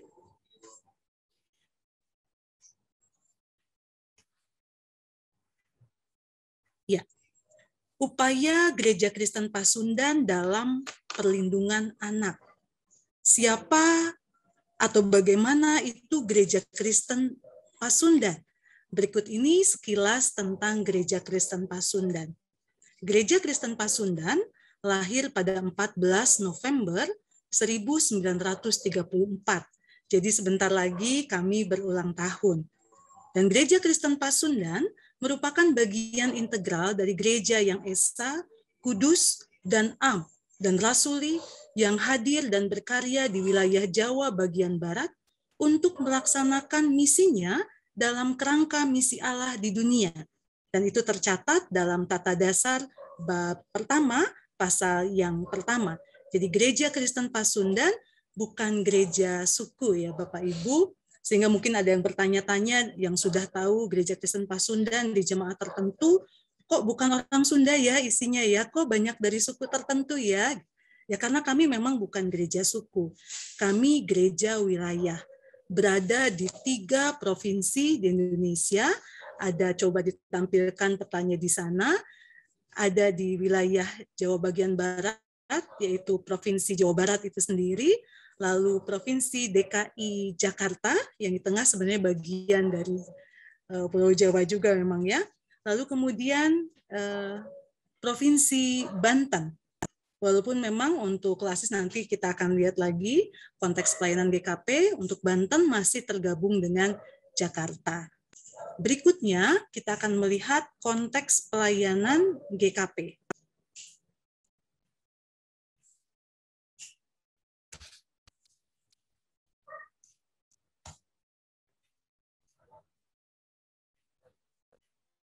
Ya, GKP memiliki 6 klasis, yakni klasis wilayah Jakarta, termasuk Banten yang tadi saya sudah sampaikan, klasis wilayah Bekasi, klasis wilayah Purwakarta, klasis wilayah Priangan, klasis wilayah Cirebon, dan klasis wilayah Bogor. Gereja Kristen Pasundan memiliki 59 jemaat yang tersebar di kota besar dan juga pedesaan. Ada 10 pos kebaktian dan 5 pos pelayanan. Ada 5 badan pelayanan, yakni Yayasan Badan Rumah Sakit Gereja Kristen Pasundan, Yayasan Badan Pendidikan Kristen Gereja Kristen Pasundan, Yayasan Perguruan Tinggi Gereja Kristen Pasundan, ada juga yang bekerja sama dengan Gereja Kristen Indonesia, yakni Universitas Kristen Maranatha. Lalu Yayasan Badan Sosial Dharma Kasih, dan Yayasan Kehidupan Baru. Lalu lembaga lainnya ada Pasundan Durbang, ini Women's Crisis Center, melayani saudara-saudara kita bukan hanya anggota jemaat GKP, tetapi juga dari gereja lain, bahkan lingkungan masyarakat. Ada Firma Hukum GKP dan Badan Pembinaan dan Penelitian GKP. Berikutnya, terkait dengan anak, kita tahu sudah tidak asing lagi bahwa Indonesia itu darurat anak. Dengan ragam wajahnya, kekerasan terjadi terhadap anak. Tadi Ibu Mer sudah memaparkan kepada kita semua. lalu juga terkait dengan narkoba dan pornografi yang tidak lepas dari penggunaan gadget. Di masa pandemi, kondisi ini semakin sulit lagi karena memang mau tidak mau, suka tidak suka, yang tadinya lawan harus jadi kawan gitu ya. Jadi teman akrab kita, teman akrab anak-anak kita. Tapi lewat gadget itu ternyata narkoba dan pornografi juga akan dikenal oleh anak-anak kita. Yang berikutnya yang tidak kalah menakutkan adalah radikalisme yang sudah merebak, menyasar sampai ke anak-anak usia dini. Dan menghadapi Indonesia yang darurat anak ini, kita tahu berbagai upaya pemerintah sehingga ada target 2030 Indonesia sudah layak anak. Nah, berikutnya, selain hal yang tadi sudah disampaikan, ragam persoalan yang dihadapi oleh anak-anak Indonesia secara umum, dalam konteks Gereja Kristen Pasundan, saya coba membaginya perkotaan dan pedesaan, sebenarnya bisa juga dibagi dalam beberapa bagian, tetapi sederhananya ini perkotaan dan pedesaan, melalui beberapa kali pertemuan, informasi didapatkan, baik itu dalam kegiatan seminar-seminar, pelatihan-pelatihan, maupun kegiatan-kegiatan anak, kami mendapati hal ini, bahwa di perkotaan mobilitas orang tua sangat tinggi, sehingga kecenderungan terjadi kekerasan pengabaian, bagian yang ketiga itu di bawahnya, sering terjadi. Lalu kegiatan anak yang sangat padat, anak tidak punya pilihan karena orang tua sudah membuatkan setelah sekolah, ikut kegiatan ini, ikut kegiatan itu, bahkan kegiatan yang sebenarnya anak itu sendiri tidak sukai.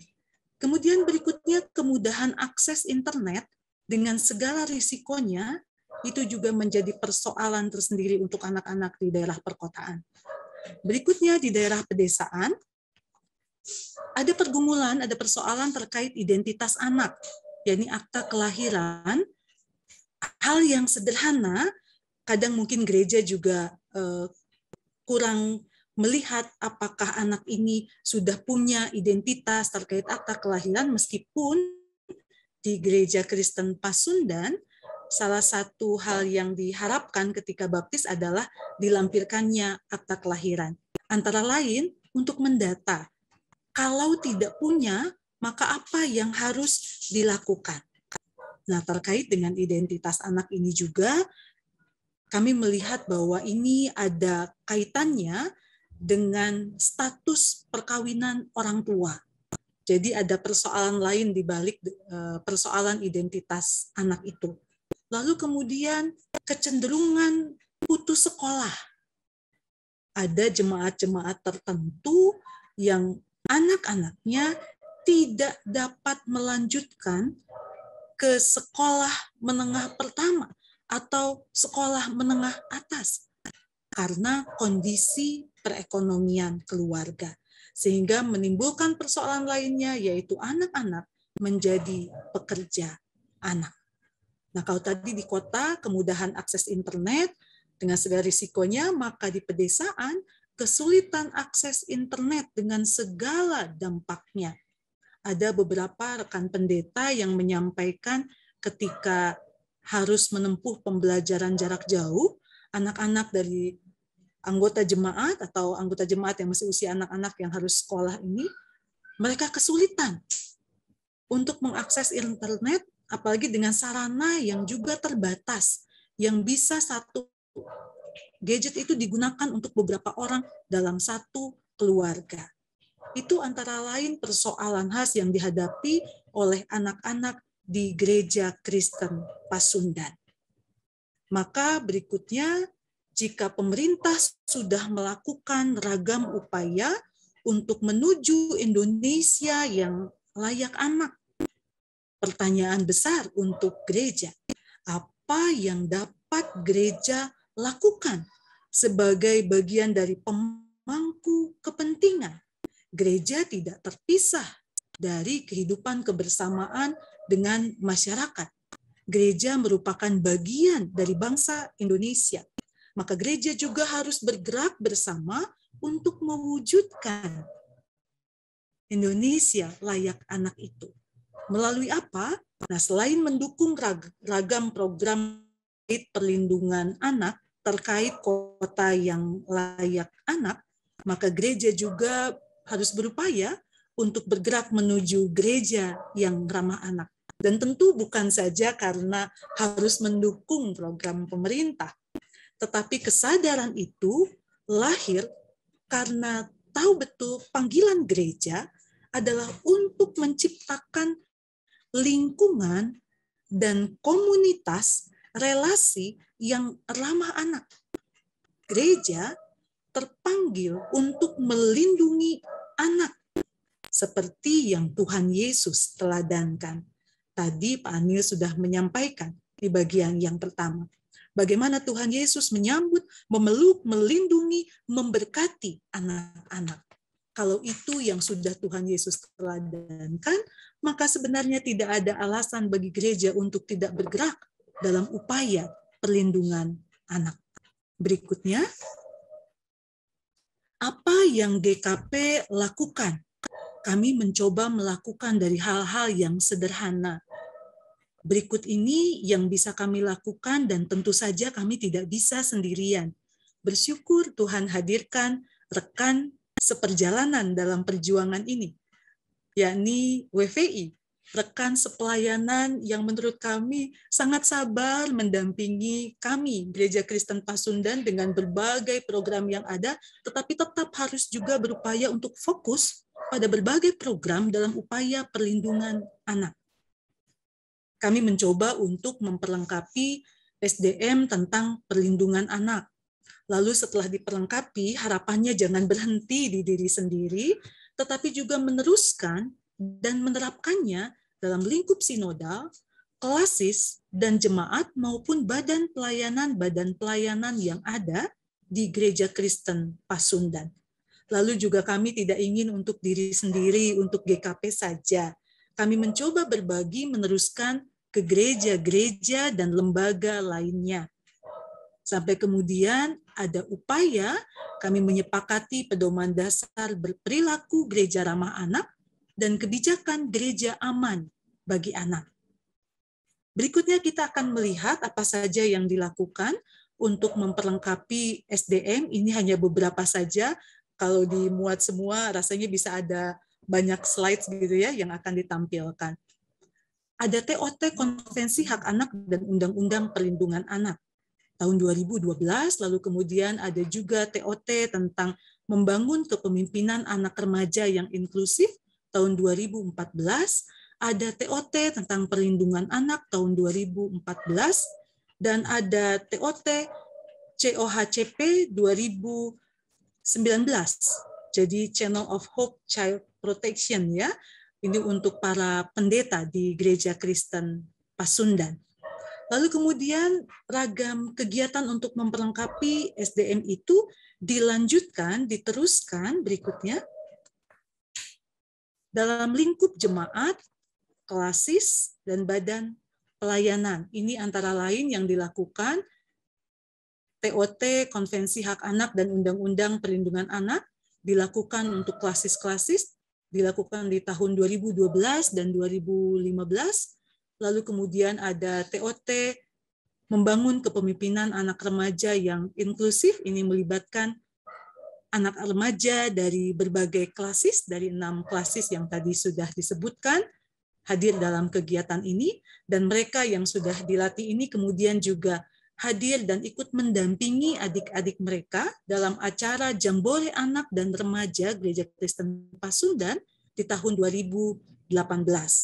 Lalu juga ada yang secara mandiri, klasis tertentu mengadakan seminar tentang gereja ramah anak, atau secara mandiri, jemaat-jemaat tertentu mengadakan pelatihan pencegahan diri anak terhadap kekerasan seksual. Lalu juga secara mandiri ada badan pelayanan, dalam hal ini Panti Asuhan, belum sampai situ sebentar, masih yang tadi, Panti Asuhan Tanjung Barat yang memperlengkapi anak-anak terkasih dengan pelatihan pencegahan diri anak terhadap kekerasan seksual. Itu antara lain kegiatan yang dilakukan di lingkup jemaat, klasis, sinodal, dan juga badan pelayanan. Nah, boleh lanjut berikutnya. GKP juga berbagi dalam hal ini bersama dengan PGIW Jawa Barat beberapa waktu yang lalu mengadakan FGD terkait dengan gereja ramah anak, lalu kemudian bersyukur pada bulan Oktober diresmikanlah tim gereja ramah anak Jawa Barat. Kemudian yang berikutnya, nah, setelah dari rapat ke rapat, rapat kerja ke rapat kerja, selangkah demi selangkah, kegiatan-kegiatan terkait upaya perlindungan anak ini disampaikan ke perwakilan-perwakilan jemaat dan juga badan pelayanan yang hadir, termasuk juga mitra, dalam hal ini WVI juga kami undang ya, biasanya untuk menyampaikan hal-hal terkait dengan kerjasama yang selama ini kita lakukan. Sukacita kami ketika rapat kerja tahun ini, 3 Maret 2021, GKP menyepakati pedoman dasar berperilaku gereja ramah anak dan kebijakan gereja aman bagi anak. Memang tidak mudah, ada banyak pertanyaan terkait ini, kenapa demikian detailnya, kenapa demikian panjangnya, kenapa harus semua juga menyepakati hal ini, dan seterusnya. Tetapi dalam rapat kerja tahun ini, semua sepakat bahwa kita akan mensahkan ini. Dan kemudian 3 Maret pun disepakati menjadi Hari Anak Gereja Kristen Pasundan.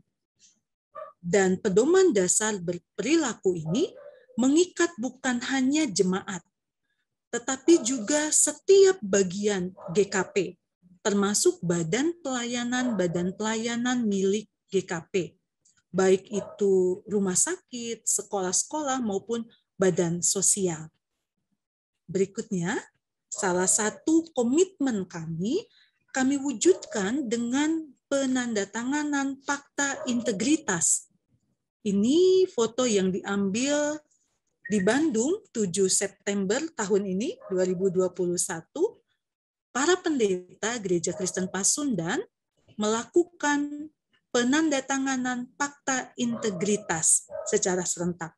Bentuk komitmen yang dituangkan dalam sebuah surat. Dan harapannya tentu itu bukan hanya surat saja, ya, bukan hanya pada saat 7 September itu mengingat, tetapi diharapkan dimanapun pendeta ini berada, dimanapun dia ditempatkan, dimanapun dia hadir, termasuk di tengah keluarganya, dia bisa mengupayakan perlindungan anak.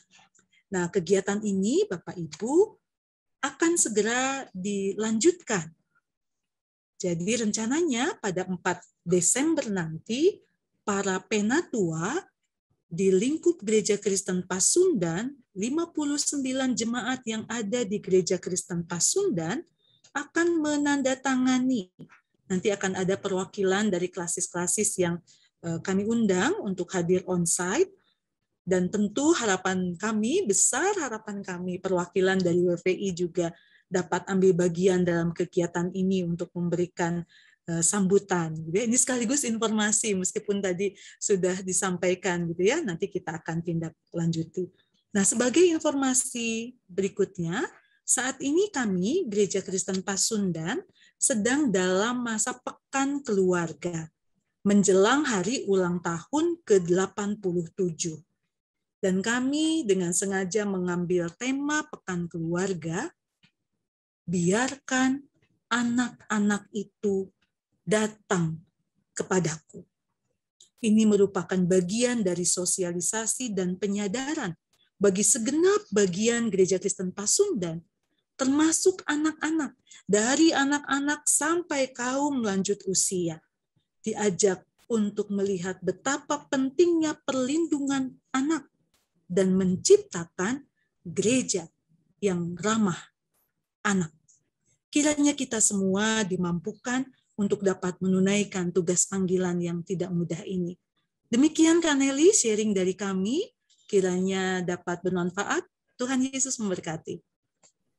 Ya, Terima kasih Ibu Makiolin, saya sangat terkesima ya melihat progres atau hal-hal yang sudah dilakukan oleh GKP ya, bagaimana mengupayakan perlindungan anak gitu. Nah, sebelum Ibu Makiolin menutup kamera, saya langsung saja memberikan pertanyaan. Jadi ada 2 pertanyaan, Bapak Ibu, kita akan masuk ke sesi tanya jawab. Saya sudah diberikan pertanyaan oleh panitia dan menurut saya pas ini ada 2 pertanyaan yang bisa dijawab oleh Ibu Makiolin ya.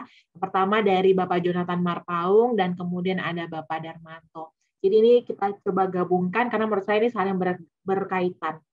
Ibu, bagaimana perbandingan Gereja Pasundan saat ini setelah menciptakan sistem gereja yang ramah anak dibandingkan dengan dulu yang belum menerapkannya? Gitu ya, apa yang terlihat berbeda gitu ya, menjadi berbeda gitu, apa indikator dari perbandingan tersebut. Dan menurut Pak Darmanto biasanya dalam gereja juga ada tantangan-tantangan terkait dengan penganggaran. Bagaimana porsi penganggaran untuk gereja ramah anak gitu ya. Seringkali gereja juga terbatas gitu pendanaannya. Apa yang GKP lakukan gitu ya dalam mewujudkan gereja ramah anak dengan tantangan keterbatasan anggaran. Saya langsung kasih kesempatan dengan Ibu ya, Bu. Silakan, Bu. Baik, siap. Terima kasih, Kaneli. Terima kasih juga untuk Bapak Jonathan Marpaung dan Bapak Darmanto atas pertanyaan yang diberikan. Ini terkait perbandingan GKP dulu sebelum menerapkan Gereja Kristen Pasundan dengan sekarang. Nah, Pak Jonathan Marpaung dan Pak Darmanto, juga Bapak Ibu, kami meyakini bahwa setiap masa itu punya tantangannya. Sehingga kami juga yakin para orang tua terkasih kami di masa lalu memberikan perhatian yang khusus terhadap anak-anak. Meskipun mungkin belum mengenal istilah gereja ramah anak. Tetapi sejak dulu bahwa ketika GKP berdiri pun sudah ada upaya memperhatikan anak dengan dibentuknya seksi anak yang kemudian berkembang namanya menjadi Komisi Pelayanan Anak. Kemudian kalau saat ini namanya berubah lagi menjadi Komisi Kategorial Sinodal. Di dalamnya ada anak-anak. Lalu kemudian terkait dengan perhatian anak pun sudah diberikan dengan disiapkannya materi khusus untuk pengajaran anak-anak. Jadi bahan sekolah minggu yang juga menjawab kebutuhan anak sesuai pada masanya. Beberapa tahun yang lalu, kami juga secara khusus membuat tema tentang hak anak dalam materi pengajaran sekolah minggu. Jadi kalau ditanya tentang perbandingan yang dulu dan yang sekarang seperti apa, tentu tidak bisa langsung seperti itu, karena sekali lagi kami yakin tiap masa memperhatikan sesuai dengan kondisinya. Hanya ketika saat ini digaungkan, memang ada beberapa komentar begitu ya, seperti misalnya kok jadi semakin banyak ya, misalnya terjadi kekerasan, terlihat ini, terlihat itu. Ya, kalau menurut kami itu karena kesadaran yang semakin bertambah sehingga jadi ada keberanian untuk berbicara, menyampaikan sesuatu apa yang kurang dari pelayanan yang harus ditingkatkan. Tentu ini hal yang masih sangat awal. Kami masih punya PR yang sangat banyak. Termasuk yang tadi Pak Anil sampaikan, tuh. Saya langsung catat, Pak, di buku saya, PR, buat data lengkap, gitu ya. Jangan hanya ditulis, nanti 5.000 anak ada di lingkungan Gereja Kristen Pasundan. Terus berapa laki-laki, berapa perempuan, usia berapa, gitu. Itu salah satu hal yang sederhana, tetapi penting untuk memperlihatkan bahwa memang kita peduli terhadap keberadaan anak. Jadi kurang lebih itu untuk terkait dengan perbandingan. Agak sulit memangnya membuat perbandingan demikian. Jadi jangan sampai orang tua kita menganggap memang dulu GKP tidak ramah anak. Gitu ya. Diyakini ramah juga sesuai dengan kondisi, sesuai dengan konteks pada saat itu. Demikian untuk yang pertama. Lalu yang kedua, tantangan terkait dengan keterbatasan dana. Wah, ini memang pertanyaan ini banyak diajukan ketika seminar-seminar terkait dengan gereja ramah anak. Karena kan ada salah satu juga ya terkait sarana prasarana yang harus ramah anak. Waduh, kalau tidak punya ini berarti, waduh kalau harus ada penguatan kompetensi, peningkatan kompetensi bagi para pendamping anak berarti pikirnya sudah biaya. Tapi selalu diingatkan bahwa jangan hanya semangat untuk pembangunan fisik belaka. Orang bisa kejar dana, cari dana, upaya sedemikian rupa untuk pembangunan fisik. Yang di masa pandemi kita prihatin, wah mau semegah apapun, toh ditinggalkan balik lagi ke tengah keluarga. Tapi diingatkan bahwa yang harus diupayakan, betapapun kita terbatas, adalah peningkatan kompetensi para pendamping anak. Dalam hal ini tentu para orang tua di tengah keluarga, maupun juga para pendamping anak dalam lingkungan jemaat, maupun para pendamping anak di lingkungan badan pelayanan. Sehingga dorongan itu terus diberikan dan dalam segala keterbatasan, tadi sudah disampaikan ya, kami ada di perkotaan, ada di pedesaan, terbayang Pak, saldo di pedesaan itu berapa ya? Apa itu berarti tidak bisa mewujudkan gereja ramah anak? Tentu bisa. Peningkatan kompetensi bisa dengan berbagai cara. Membangun relasi dengan anak supaya menciptakan gereja ramah anak bisa dengan berbagai cara. Hal yang paling sederhana untuk gereja ramah anak. Saya menyampaikan ini berulang-ulang. Ini terinspirasi dari pertanyaan anak kami ketika dia masih kecil. Lalu kami ke gereja dan ada salah satu penatua membacakan, biasanya ya ada menyambut kan, selamat hari Minggu dan seterusnya. Lalu diharapkan bagi orang tua yang membawa anak-anak, jaga anaknya supaya tidak mengganggu. Oh, dia protes. Dia bilang, aku mau kebaktian, aku bukan mau mengganggu. Lalu papanya bilang, nanti bilang sama mama ya. Dan dia menyampaikan ke saya, oh oke, baiklah. Dia tidak merasa disambut ketika dia kebaktian bersama dengan orang tua di gereja. Itu paling sederhana. Coba formulasikan ulang kalimat itu. Supaya anak-anak tidak merasa ditolak di gereja.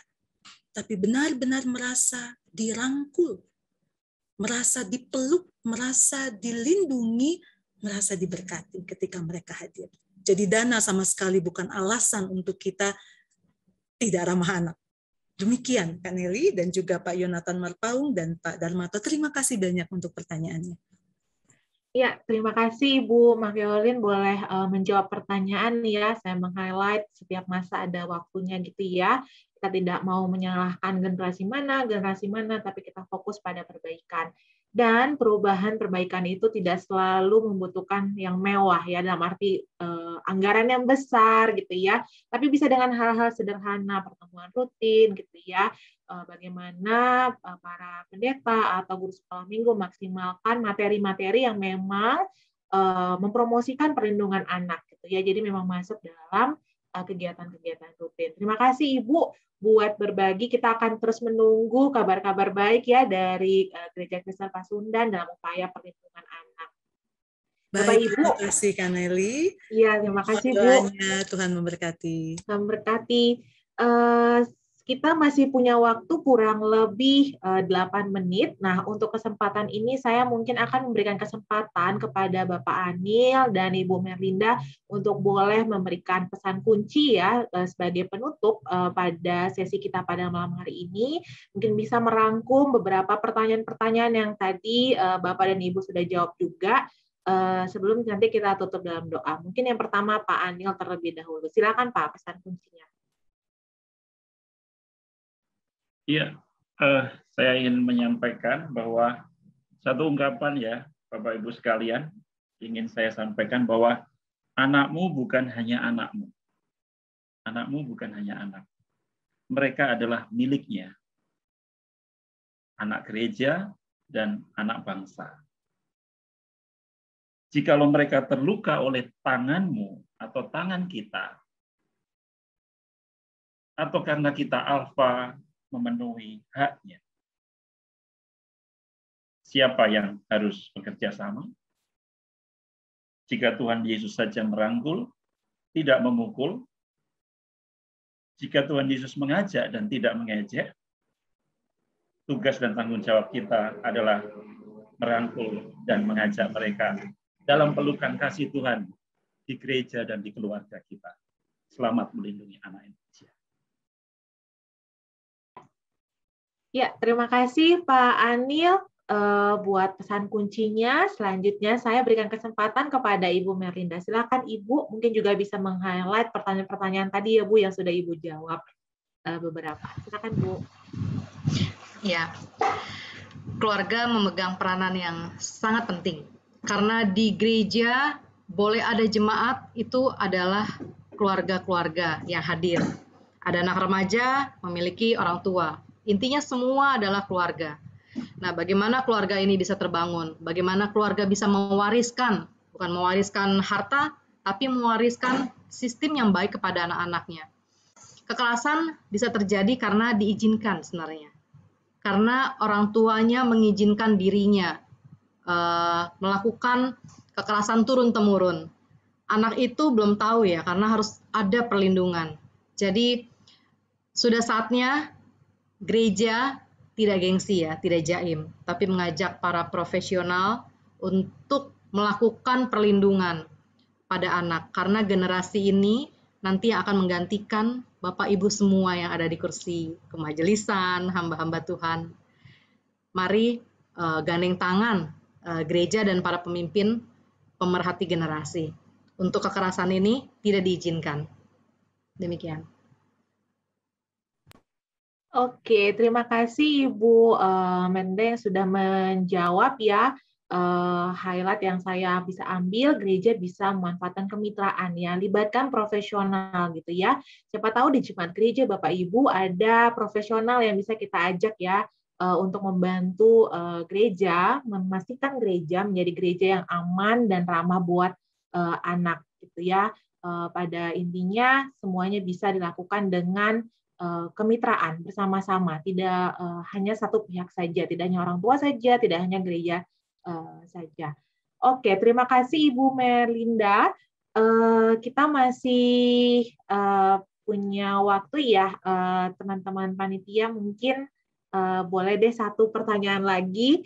Ini ada sebenarnya tadi pertanyaan test and proper ya.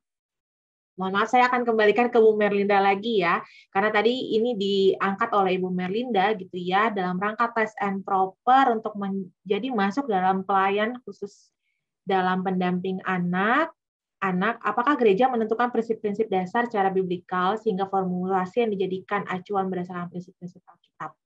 Silakan Ibu. Prinsip dasar namanya ini asesmen yang diadakan di satu gereja. Prinsip dasarnya sudah pasti harus secara biblikal. Dan isinya itu adalah konten visi misi dari gereja itu sendiri. Jadi dimasukkan visi misi, lalu bukan asesmen pertanyaan-pertanyaan seperti psikotes atau pertanyaan cuma pilihan A atau B, tapi lebih kepada menggali bagaimana caranya. Jadi interview. Gunakan kompetensinya seseorang, gali bagaimana dia gagal, bagaimana ada kasus-kasus yang berat, peristiwa-peristiwa hidup yang berat, ditanya sampai kita bisa melihat bahwa orang ini memang matang atau memang hanya umurnya yang dewasa, tapi kelakuan mental anak kecil. Dari mana bisa didapatkan? Itu dari pertanyaan-pertanyaan lebih kepada deep interview ya. Jadi lebih bertanya kepada pengalaman hidupnya, peristiwa-peristiwa yang dia alami. Jadi bukan kepada main musik, jadi bisa ya, kalau seminggu 3 kali bisa. Setiap orang yang mau gabung pasti akan jawab, bisa, saya mampu gitu. Bukan itu. Jadi yang ditanyakan, yang diperdalam adalah beberapa pemimpinnya itu bisa duduk bersama, bisa adakan itu fit and proper test. Karena namanya kelayakan itu kan bukan sesuatu yang bisa di indikator ya. Kelayakan itu bukan indikator A atau B dengan question singkat, bukan. Tapi dengan pertanyaan bahkan yang kontra, stress interview bisa. Jadi bukan pertanyaan yang sangat permukaan. Bagaimana hubungan Anda dengan istri gitu ya? Oh, saya baik-baik saja. jawaban yang sangat dangkal, pertanyaan dangkal gitu ya. Jadi harus ditanyakan, pernah terjadi peristiwa yang menyakitkan dalam pernikahanmu apa? Tanya sampai ke hal seperti itu.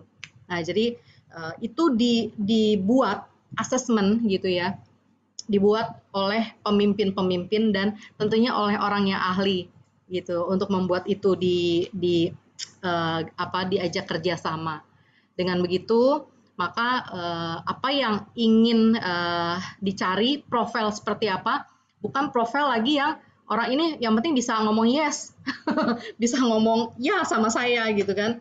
Jadi orang yang yes man. Saya mau profil orang yang bisa nyenengin semua orang. Itu banyak fit and proper test yang sangat dangkal sekali. Saya harap itu bisa menjawab dan sudah saatnya gereja melakukan background check. Karena itu terjadi pada orang-orang dekat yang melakukan kekerasan, apalagi kekerasan seksual. Tadi seperti contoh-contoh itu adalah pastor, paus, pendeta, siapa yang sangka? Ya. Jadi sudah saatnya memang menjunjung hak ya, hak anak, hak siapapun yang ada di gereja, hak wanita. Ya, jadi dengan melakukan background check dulu. Jangan merasa tidak enak karena dia kan orang sudah lama, dia direferensi, dia sudah pendeta di sana. Nggak peduli walaupun sudah pendeta di sana, tapi di sini tetap harus background check. Ya, jadi harus background check dan fit proper test seperti itu maksudnya. Semoga menjawab. Oke, Ibu, terima kasih atas jawabannya. Bagaimana gereja bisa melakukan fit and proper test ya kepada para pelayan-pelayan gereja, khususnya yang terlibat langsung kepada anak. Kalau saya boleh berbagi, kita juga di Wana Visi tadi seperti Ibu Mitra juga sudah share ya, dan ini juga menjadi satu kesatuan di kebijakan safeguarding kami. Ya, kami melakukan background check kepada setiap staff gitu ya, kepada setiap partner kami juga gitu yang memang bekerja langsung kepada anak. Tidak hanya bekerja langsung, bahkan sampai level mengakses data saja kita sudah melakukan screening seperti itu ya, karena memang berbicara perlindungan anak, Bapak Ibu, ada risiko yang harus kita kelola gitu ya. Memang mungkin kita tidak bisa menjamin 100% oke orang ini akan 100% bisa melindungi anak, tapi setidaknya ketika kita mengidentifikasi risiko-risiko yang mungkin terjadi gitu ya di lingkungan gereja kita dengan orang-orang yang bekerja melayani bersama anak-anak, kita sudah siap dengan rencana mitigasi kita seperti itu. Jadi memang mungkin di negara kita background check itu belum terlalu familiar ya. Seperti, waduh, kamu nggak percaya sama saya gitu ya. Padahal sebenarnya kita ingin mengelola risiko-risiko yang kemungkinan bisa akan terjadi gitu ya dalam rangka untuk melindungi anak, karena pada prinsipnya ketika kejadian itu sudah terjadi akan lebih banyak hal yang harus kita kerjakan daripada ketika kita bersiap diri di depan seperti itu. Jadi kami juga melakukan hal itu, mungkin bisa berbagi pada Bapak Ibu jika tertarik ya mengetahui bagaimana membuat kebijakan ramah anak gitu ya, kebijakan gereja yang ramah anak, termasuk di dalamnya terkait dengan background check gitu ya, memastikan orang-orang yang bekerja pada anak itu adalah anak. Wana Visi bisa berbagi ya seperti yang kami lakukan dengan Gereja Kristen Pasundan. Ibu bisa menghubungi Wana Visi Indonesia ya dengan rekan-rekan timnya Pak Anil. Bapak Ibu, terima kasih buat kesediaannya masih bertahan sampai jam 9 ini. Saya berharap investasi 2 jam yang Bapak Ibu berikan ya pada malam hari ini bisa menjadi benih-benih yang akan tumbuh menjadi buah-buah yang terlihat bahwa gereja seperti Gereja Kristen Pasundan melakukan upaya perlindungan anak, gereja GPIB ya misalnya juga ada banyak aksi yang dilakukan. Kita berharap kita masih bisa terus bermitra Bapak Ibu bahwa perlindungan anak ini tidak hanya lagi sebuah konsep ya, tapi kita sudah mau bergerak menuju aksi.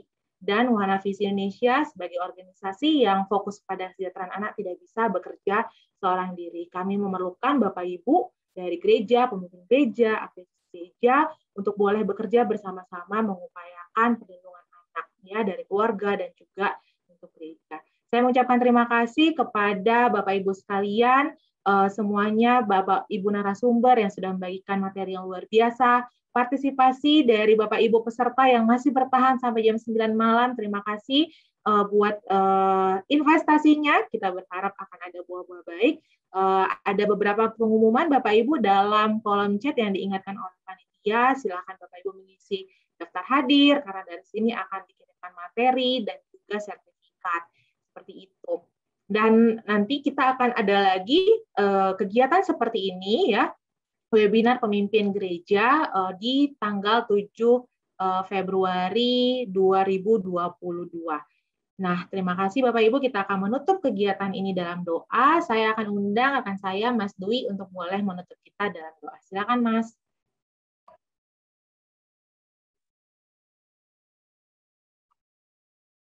Baik, terima kasih Nelly sudah mendampingi 3 narasumber yang hebat-hebat hari ini dalam menyampaikan bagaimana kita bersama semua, baik pemimpin gereja, pemerhati generasi, dan setiap orang tua untuk boleh melindungi anak. Kita akan menutup hari ini dan kita akan berdoa dan mengucap syukur untuk kegiatan yang boleh diadakan. Juga kita bersyukur sinyal lumayan lancar, namun ada beberapa yang mungkin menyampaikan ada masalah. Kita tetap akan berdoa untuk hari ini. Mari kita berdoa. Sungguh kami mengucap syukur ya Tuhan dipertemukan bersama di dalam media virtual ini. Kami boleh berbagi dan tentunya berbagi tentang hal sama, bagaimana kami boleh menyiapkan generasi kami, generasi ke depan yang boleh mengalami rasa sayang, rasa kasih yang sebenarnya Tuhan Engkau ajarkan.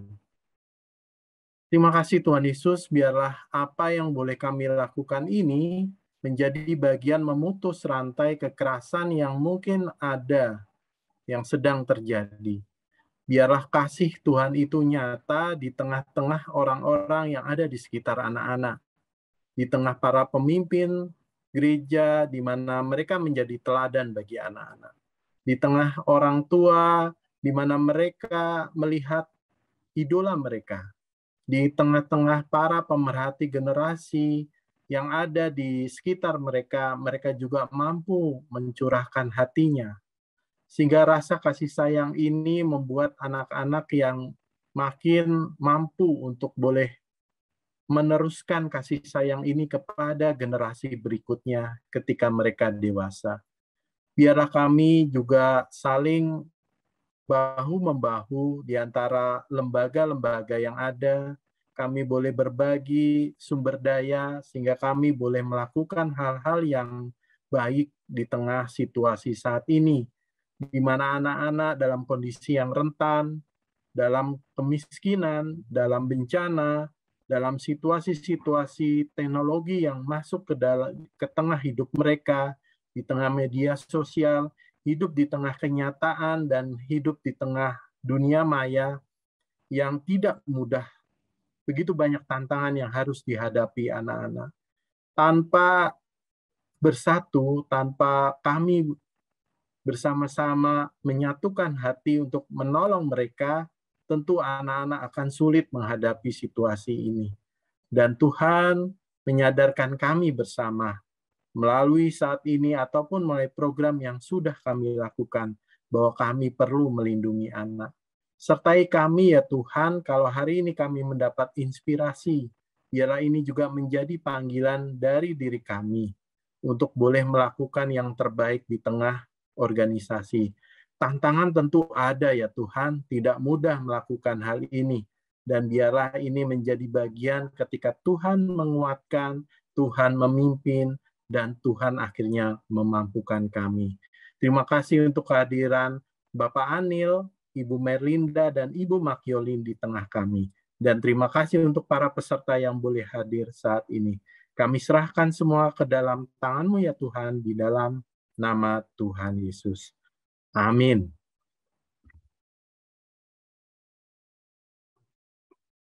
Amin. Terima kasih Mas Dwi, Bapak Ibu, terima kasih sudah hadir. Nanti panitia akan mengirimkan materi, begitu juga dengan sertifikat.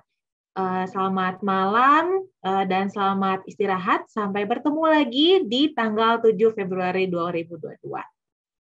Shalom.